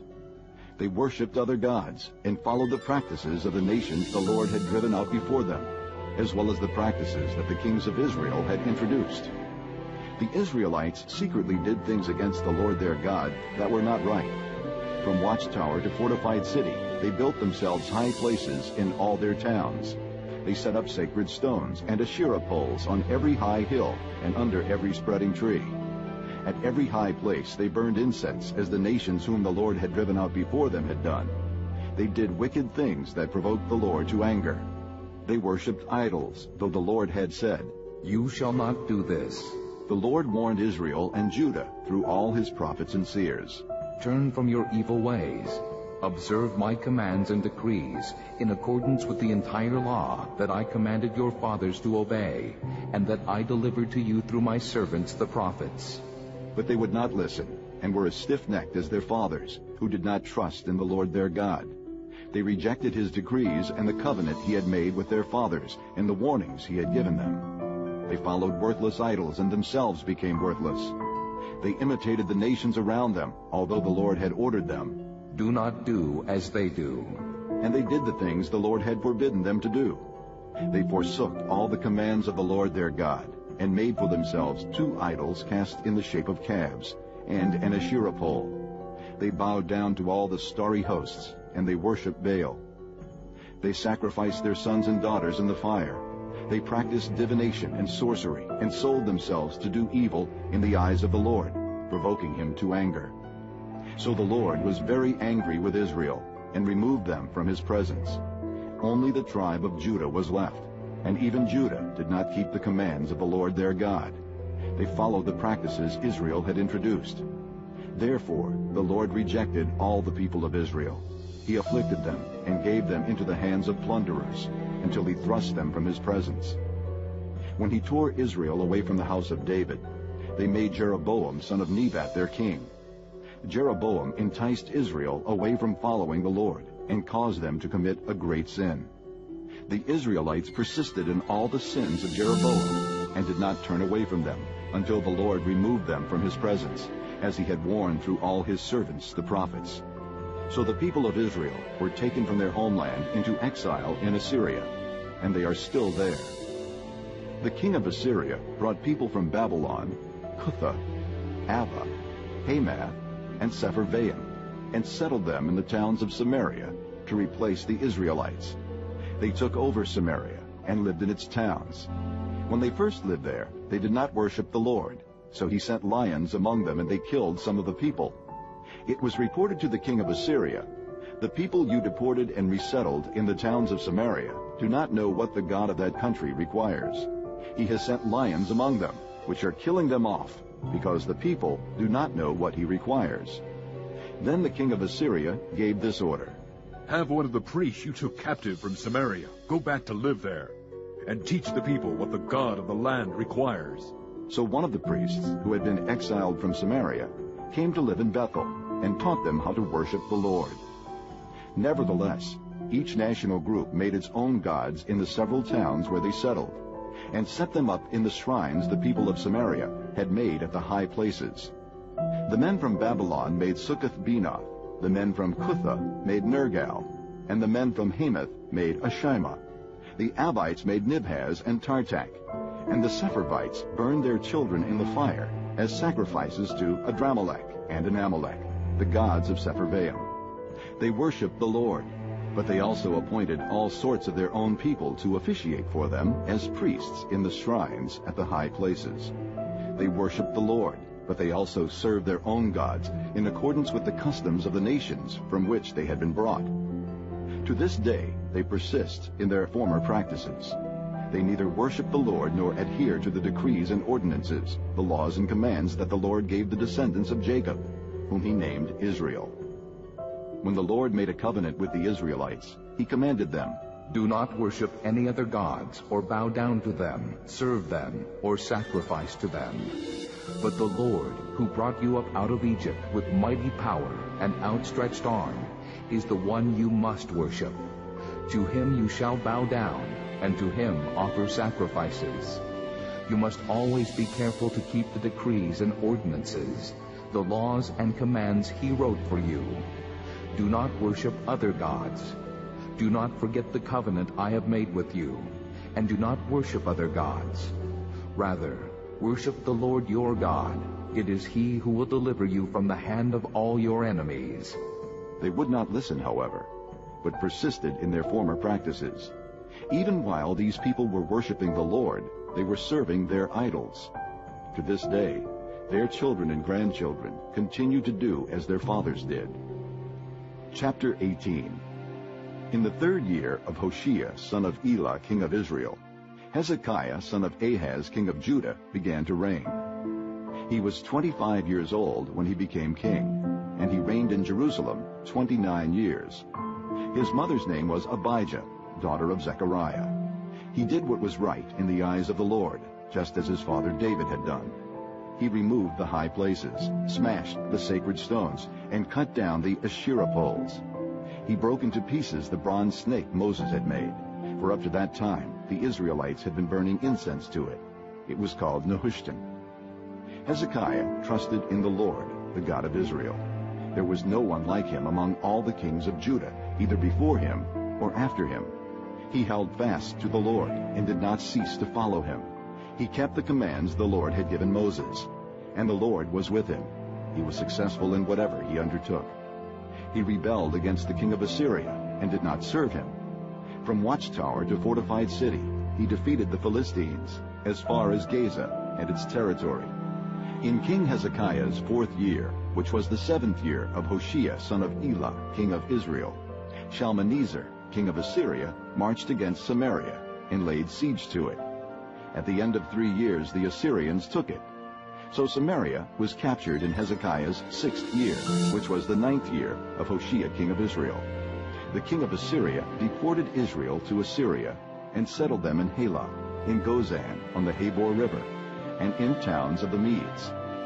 This happened because they had not obeyed the Lord their God, but had violated his covenant, all that Moses the servant of the Lord commanded. They neither listened to the commands nor carried them out. In the 14th year of King Hezekiah's reign, Sennacherib, king of Assyria, attacked all the fortified cities of Judah and captured them. So Hezekiah, king of Judah, sent this message to the king of Assyria at Lachish. I have done wrong. Withdraw from me, and I will pay whatever you demand of me. The king of Assyria exacted from Hezekiah, king of Judah, 300 talents of silver and 30 talents of gold. So Hezekiah gave him all the silver that was found in the temple of the Lord, and in the treasuries of the royal palace. At this time, Hezekiah, king of Judah, stripped off the gold with which he had covered the doors and doorposts of the temple of the Lord, and gave it to the king of Assyria. The king of Assyria sent his supreme commander, his chief officer, and his field commander with a large army from Lachish to King Hezekiah at Jerusalem. They came up to Jerusalem and stopped at the aqueduct of the upper pool, on the road to the washerman's field. They called for the king, and Eliakim, son of Hilkiah, the palace administrator, Shebna, the secretary, and Joah, son of Asaph, the recorder, went out to them. The field commanders said to them, Tell Hezekiah, this is what the great king, the king of Assyria, says. On what are you basing this confidence of yours? You say you have strategy and military strength, but you speak only empty words. On whom are you depending that you rebel against me? Look now, you are depending on Egypt, that splintered reed of a staff, which pierces a man's hand and wounds him if he leans on it. Such is Pharaoh, king of Egypt, to all who depend on him. And if you say to me, we are depending on the Lord our God, isn't he the one whose high places and altars Hezekiah removed, saying to Judah and Jerusalem, you must worship before this altar in Jerusalem? Come now, make a bargain with my master, the king of Assyria. I will give you 2,000 horses, if you can put riders on them. How can you repulse one officer of the least of my master's officials, even though you are depending on Egypt for chariots and horsemen? Furthermore, have I come to attack and destroy this place without word from the Lord? The Lord himself told me to march against this country and destroy it. Then Eliakim, son of Hilkiah, and Shebna and Joah said to the field commander, Please speak to your servants in Aramaic, since we understand it. Don't speak to us in Hebrew in the hearing of the people on the wall. But the commander replied, Was it only to your master and you that my master sent me to say these things? And not to the men sitting on the wall, who, like you, will have to eat their own filth and drink their own urine? Then the commander stood and called out in Hebrew, Hear the word of the great king, the king of Assyria. This is what the king says. Do not let Hezekiah deceive you. He cannot deliver you from my hand. Do not let Hezekiah persuade you to trust in the Lord when he says, The Lord will surely deliver us. This city will not be given into the hand of the king of Assyria. Do not listen to Hezekiah. This is what the king of Assyria says. Make peace with me and come out to me. Then every one of you will eat from his own vine and fig tree, and drink water from his own cistern, until I come and take you to a land like your own, a land of grain and new wine, a land of bread and vineyards, a land of olive trees and honey. Choose life and not death. Do not listen to Hezekiah, for he is misleading you when he says, The Lord will deliver us. Has the God of any nation ever delivered his land from the hand of the king of Assyria? Where are the gods of Hamath and Arpad? Where are the gods of Sepharvaim, Hena, and Ivah? Have they rescued Samaria from my hand? Who of all the gods of these countries has been able to save his land from me? How then can the Lord deliver Jerusalem from my hand? But the people remained silent and said nothing in reply, because the king had commanded, Do not answer him. Then Eliakim, son of Hilkiah, the palace administrator, Shebna, the secretary, and Joah, son of Asaph, the recorder, went to Hezekiah, with their clothes torn, and told him what the field commander had said. Chapter 19. When King Hezekiah heard this, he tore his clothes, and put on sackcloth, and went into the temple of the Lord.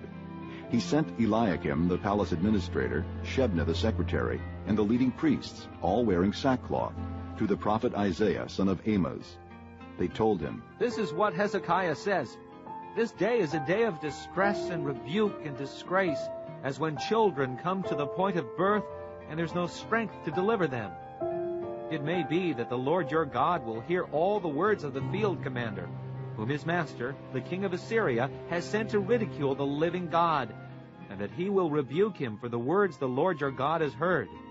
Therefore pray for the remnant that still survives." When King Hezekiah's officials came to Isaiah, Isaiah said to them, "Tell your master, this is what the Lord says. Do not be afraid of what you have heard. Those words with which the underlings of the king of Assyria have blasphemed me.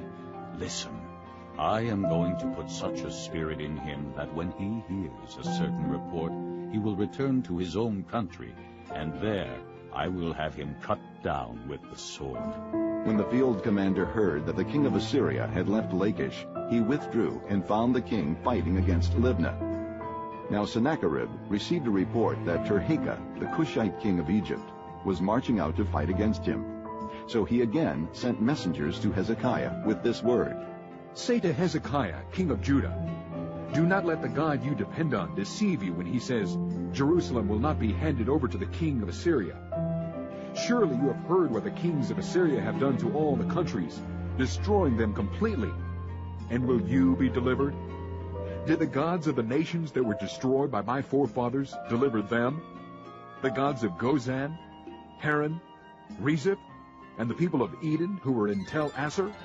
Where is the king of Hamath, the king of Arpad, the king of the city of Sepharvaim, or of Hena, or Ivah?" Hezekiah received the letter from the messengers and read it. Then he went up to the temple of the Lord and spread it out before the Lord. And Hezekiah prayed to the Lord, "O Lord, God of Israel, enthroned between the cherubim, you alone are God over all the kingdoms of the earth. You have made heaven and earth. Give ear, O Lord, and hear. Open your eyes, O Lord, and see. Listen to the words Sennacherib has sent to insult the living God. It is true, O Lord, that the Assyrian kings have laid waste these nations and their lands. They have thrown their gods into the fire and destroyed them, for they were not gods, but only wood and stone, fashioned by men's hands. Now, O Lord our God, deliver us from his hand, so that all kingdoms on earth may know that you alone, O Lord, are God." Then Isaiah, son of Amoz, sent a message to Hezekiah. "This is what the Lord, the God of Israel, says. I have heard your prayer concerning Sennacherib, king of Assyria. This is the word that the Lord has spoken against him. The virgin daughter of Zion despises you and mocks you. The daughter of Jerusalem tosses her head as you flee. Who is it you have insulted and blasphemed? Against whom have you raised your voice and lifted your eyes in pride? Against the Holy One of Israel. By your messengers you have heaped insults on the Lord, and you have said, 'With my many chariots I have ascended the heights of the mountains, the utmost heights of Lebanon. I have cut down its tallest cedars, the choicest of its pines. I have reached its remotest parts, the finest of its forests. I have dug wells in foreign lands and drunk the water there. With the soles of my feet I have dried up all the streams of Egypt.' Have you not heard? Long ago I ordained it. In days of old I planned it. Now I have brought it to pass, that you have turned fortified cities to piles of stone. Their people, drained of power, are dismayed and put to shame. They are like plants in the field, like tender green shoots, like grass sprouting on the roof, scorched before it grows up. But I know where you stay, and when you come and go, and how you rage against me. Because you rage against me, and your insolence has reached my ears, I will put my hook in your nose, and my bit in your mouth, and I will make you return by the way you came. This will be the sign for you, O Hezekiah. This year you will eat what grows by itself, and the second year what springs from that. But in the third year sow and reap, plant vineyards and eat their fruit.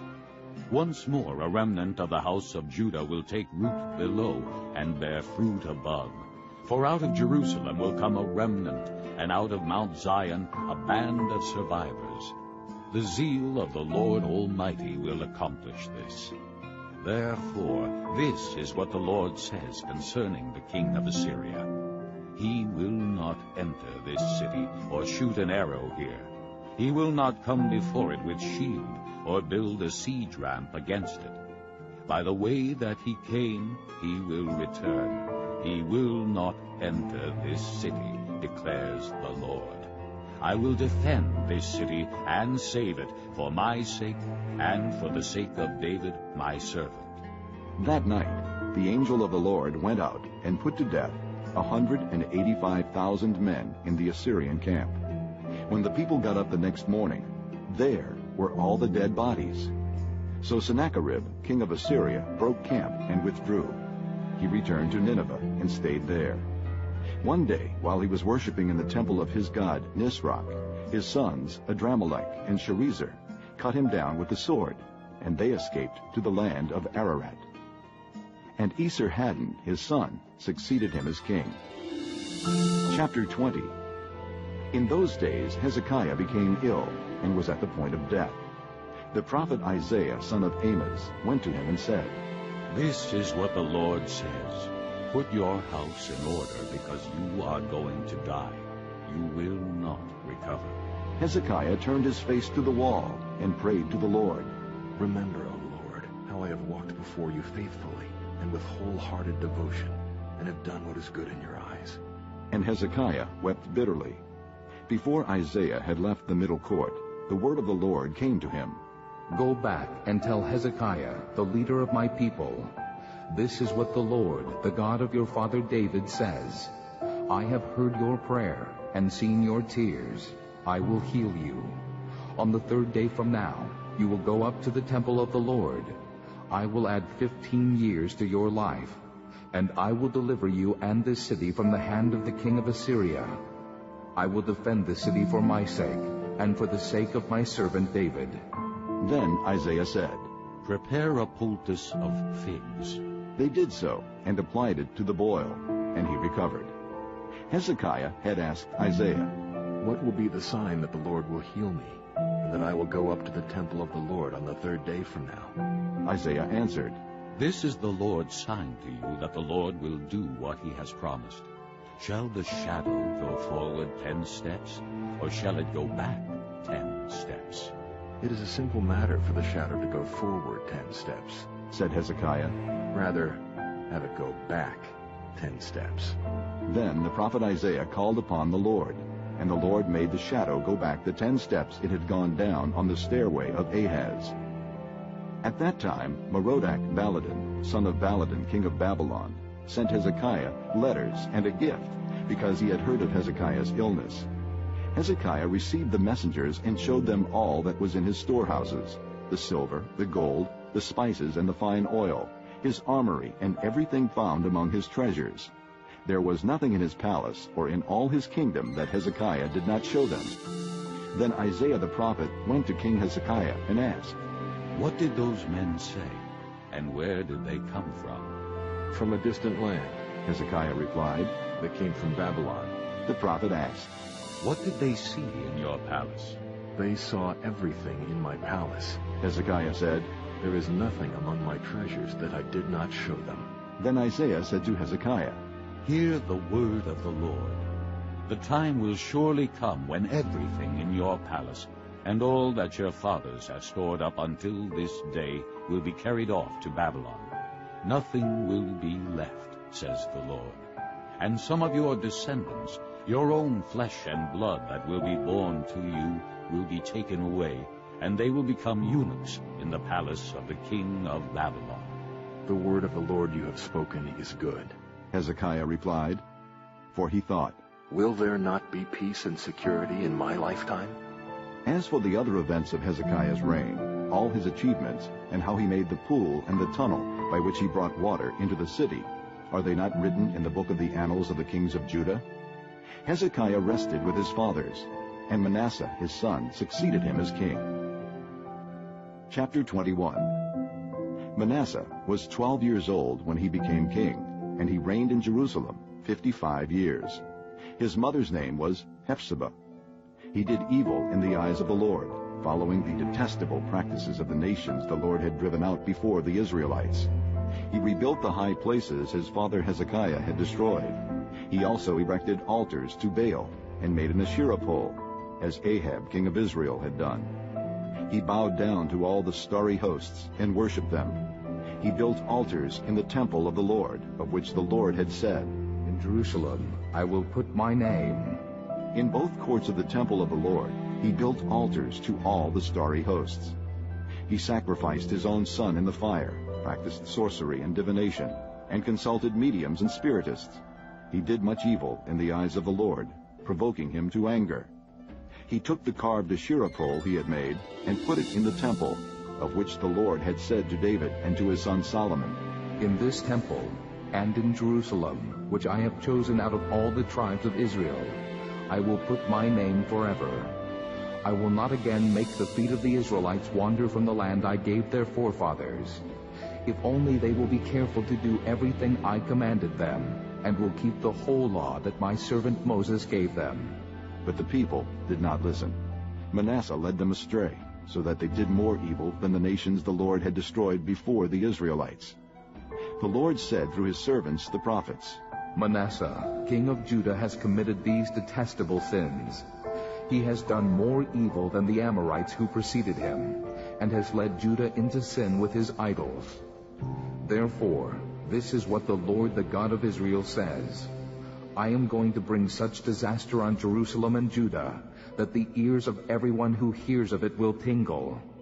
I will stretch out over Jerusalem the measuring line used against Samaria, and the plumb line used against the house of Ahab.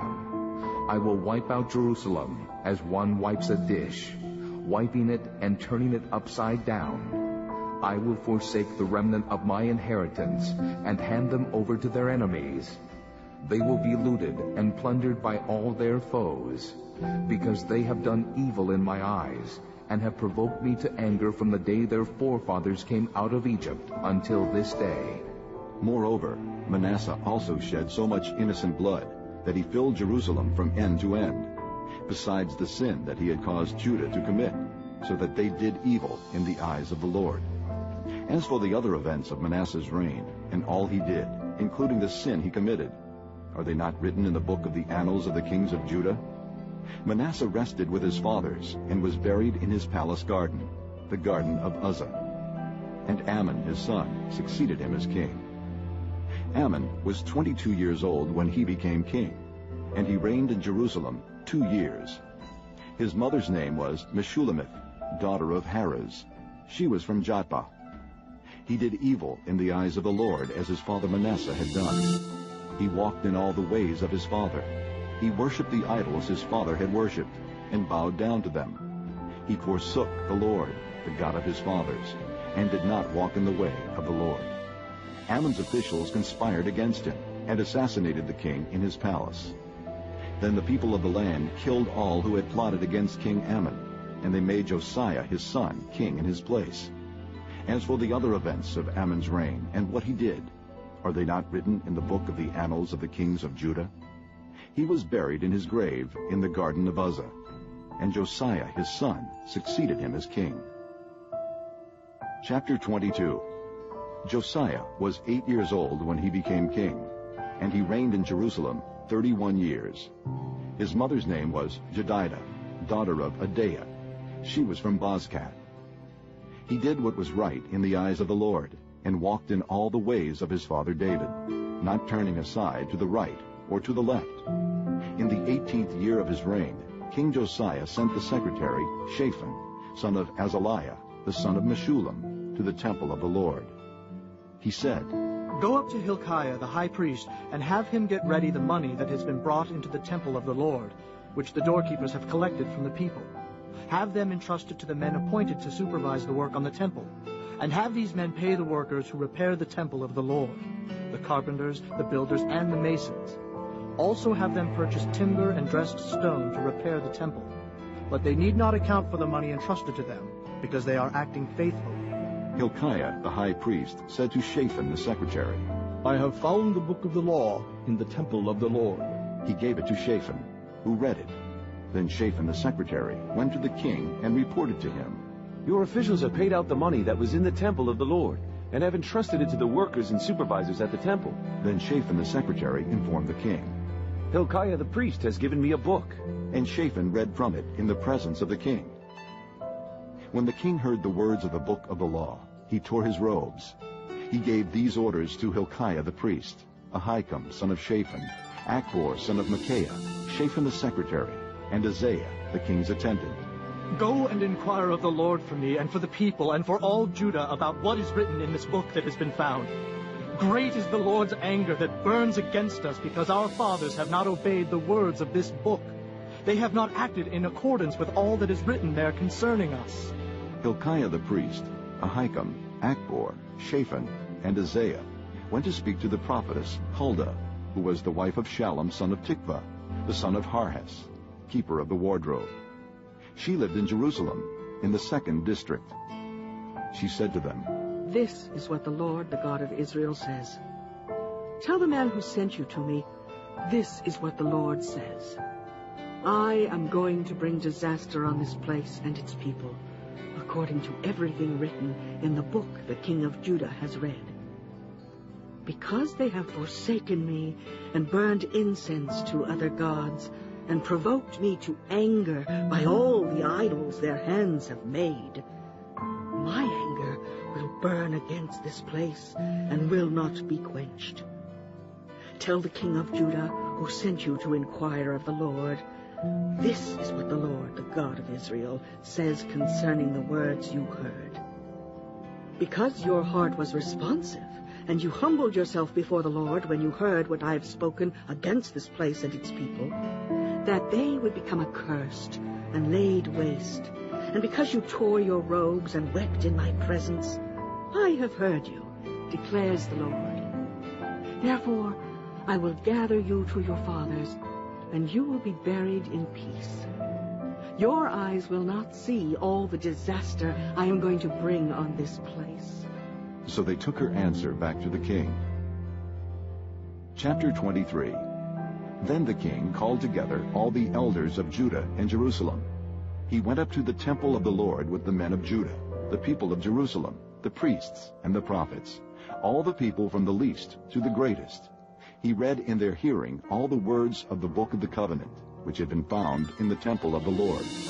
The king stood by the pillar and renewed the covenant in the presence of the Lord, to follow the Lord and keep his commands, regulations, and decrees with all his heart and all his soul, thus confirming the words of the covenant written in this book. Then all the people pledged themselves to the covenant. The king ordered Hilkiah the high priest, the priests next in rank, and the doorkeepers to remove from the temple of the Lord all the articles made for Baal and Asherah, and all the starry hosts. He burned them outside Jerusalem in the fields of the Kidron Valley, and took the ashes to Bethel. He did away with the pagan priests appointed by the kings of Judah to burn incense on the high places of the towns of Judah, and on those around Jerusalem, those who burned incense to Baal, to the sun and moon, to the constellations, and to all the starry hosts. He took the Asherah pole from the temple of the Lord to the Kidron Valley outside Jerusalem, and burned it there. He ground it to powder, and scattered the dust over the graves of the common people. He also tore down the quarters of the male shrine prostitutes, which were in the temple of the Lord, and where women did weaving for Asherah. Josiah brought all the priests from the towns of Judah, and desecrated the high places, from Geba to Beersheba, where the priests had burned incense.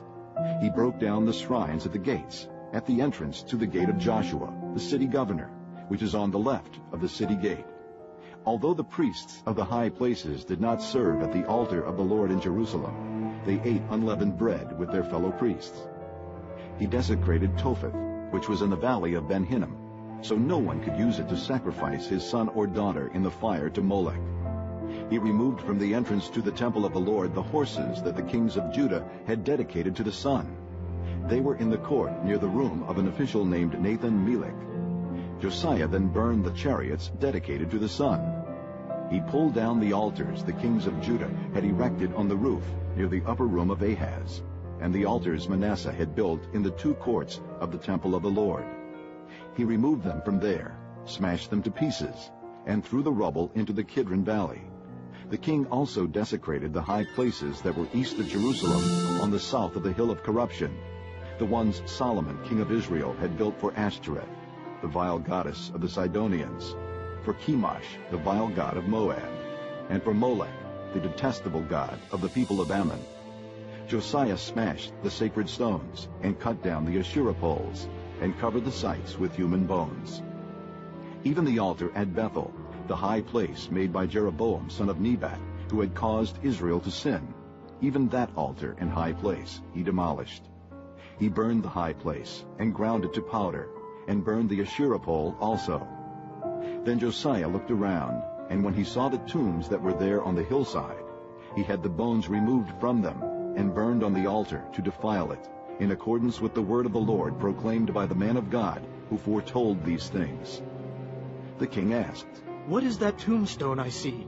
The men of the city said, "It marks the tomb of the man of God who came from Judah, and pronounced against the altar of Bethel the very things you have done to it."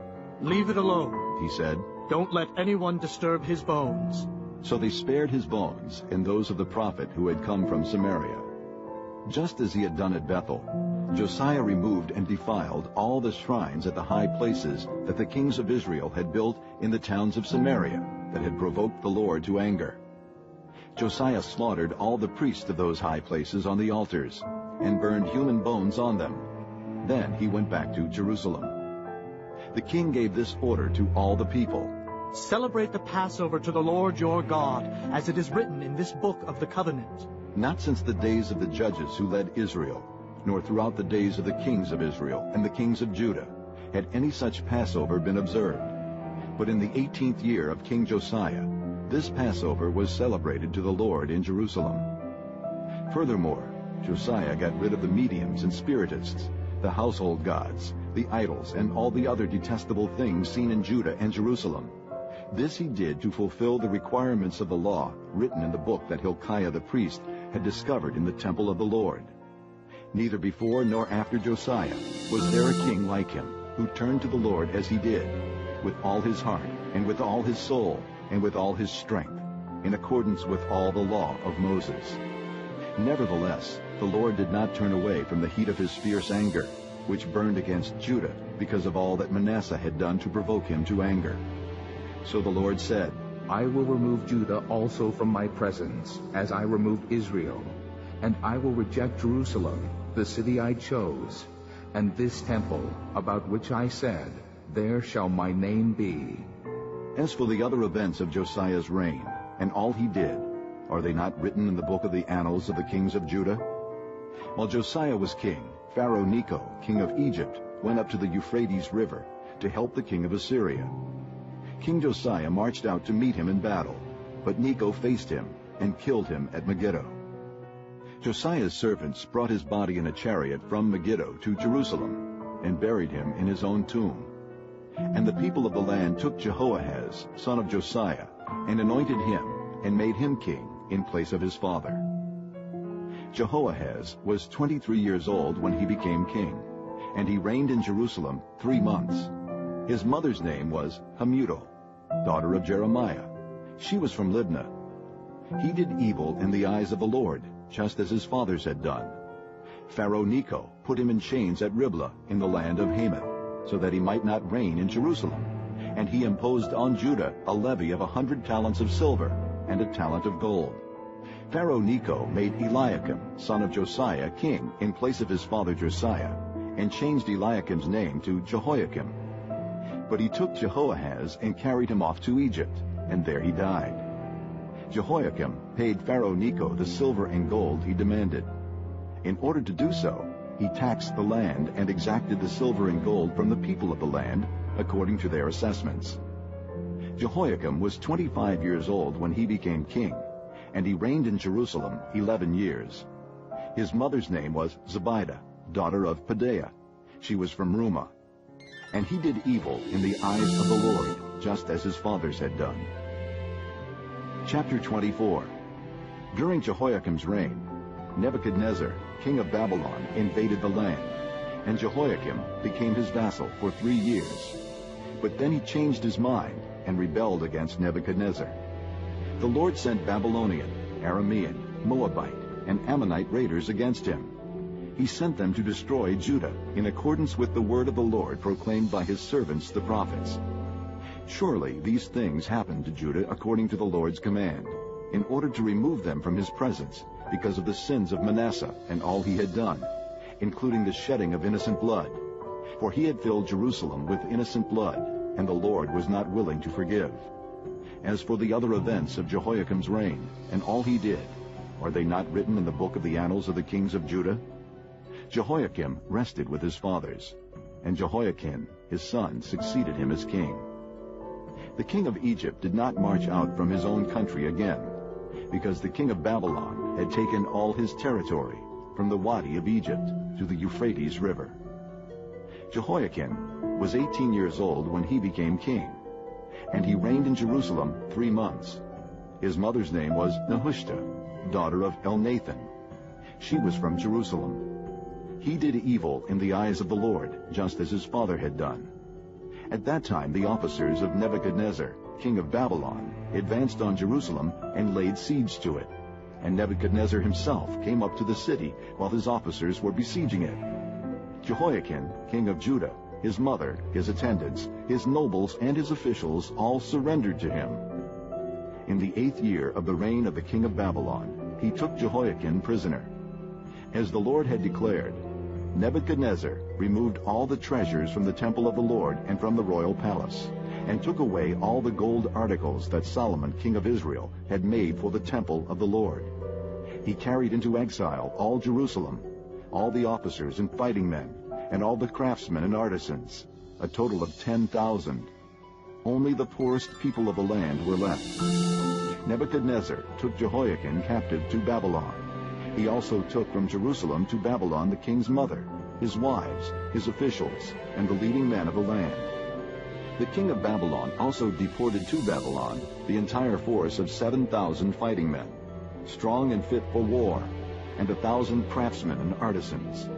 He made Mattaniah, Jehoiakim's uncle, king in his place, and changed his name to Zedekiah. Zedekiah was 21 years old when he became king, and he reigned in Jerusalem 11 years. His mother's name was Hamutal, daughter of Jeremiah. She was from Libnah. He did evil in the eyes of the Lord, just as Jehoiakim had done. It was because of the Lord's anger that all this happened to Jerusalem and Judah, and in the end he thrust them from his presence. Now Zedekiah rebelled against the king of Babylon. Chapter 25. So in the 9th year of Zedekiah's reign, on the 10th day of the 10th month, Nebuchadnezzar, king of Babylon, marched against Jerusalem with his whole army. He encamped outside the city and built siege works all around it. The city was kept under siege until the 11th year of King Zedekiah. By the 9th day of the 4th month, the famine in the city had become so severe that there was no food for the people to eat. Then the city wall was broken through, and the whole army fled at night through the gate between the 2 walls near the king's garden, though the Babylonians were surrounding the city. They fled toward the Arabah, but the Babylonian army pursued the king and overtook him in the plains of Jericho. All his soldiers were separated from him and scattered, and he was captured. He was taken to the king of Babylon at Riblah, where sentence was pronounced on him. They killed the sons of Zedekiah before his eyes. Then they put out his eyes, bound him with bronze shackles, and took him to Babylon. On the 7th day of the 5th month, in the 19th year of Nebuchadnezzar, king of Babylon, Nebuzaradan, commander of the imperial guard, an official of the king of Babylon, came to Jerusalem. He set fire to the temple of the Lord, the royal palace, and all the houses of Jerusalem. Every important building he burned down. The whole Babylonian army, under the commander of the imperial guard, broke down the walls around Jerusalem. Nebuzaradan, the commander of the guard, carried into exile the people who remained in the city, along with the rest of the populace, and those who had gone over to the king of Babylon. But the commander left behind some of the poorest people of the land to work the vineyards and fields. The Babylonians broke up the bronze pillars, the movable stands, and the bronze sea that were at the temple of the Lord, and they carried the bronze to Babylon. They also took away the pots, shovels, wick trimmers, dishes, and all the bronze articles used in the temple service. The commander of the imperial guard took away the censers and sprinkling bowls, all that were made of pure gold or silver. The bronze from the 2 pillars, the sea, and the movable stands, which Solomon had made for the temple of the Lord, was more than could be weighed. Each pillar was 27 feet high. The bronze capital on top of one pillar was 4.5 feet high, and was decorated with a network and pomegranates of bronze all around. The other pillar, with its network, was similar. The commander of the guard took as prisoners Seraiah, the chief priest, Zephaniah, the priest next in rank, and the 3 doorkeepers. Of those still in the city, he took the officer in charge of the fighting men and 5 royal advisers. He also took the secretary, who was chief officer in charge of conscripting the people of the land, and 60 of his men who were found in the city. Nebuzaradan the commander took them all and brought them to the king of Babylon at Riblah. There at Riblah, in the land of Hamath, the king had them executed. So Judah went into captivity, away from her land. Nebuchadnezzar, king of Babylon, appointed Gedaliah, son of Ahikam, the son of Shaphan, to be over the people he had left behind in Judah. When all the army officers and their men heard that the king of Babylon had appointed Gedaliah as governor, they came to Gedaliah at Mizpah. Ishmael, son of Nethaniah, Johanan, son of Kareah, Seraiah, son of Tanhumeth, the Netophathite, Jaazaniah, the son of the Maacathite, and their men. Gedaliah took an oath to reassure them and their men. "Do not be afraid of the Babylonian officials," he said. "Settle down in the land and serve the king of Babylon, and it will go well with you." In the 7th month, however, Ishmael, son of Nethaniah, the son of Elishama, who was of royal blood, came with 10 men and assassinated Gedaliah, and also the men of Judah and the Babylonians who were with him at Mizpah.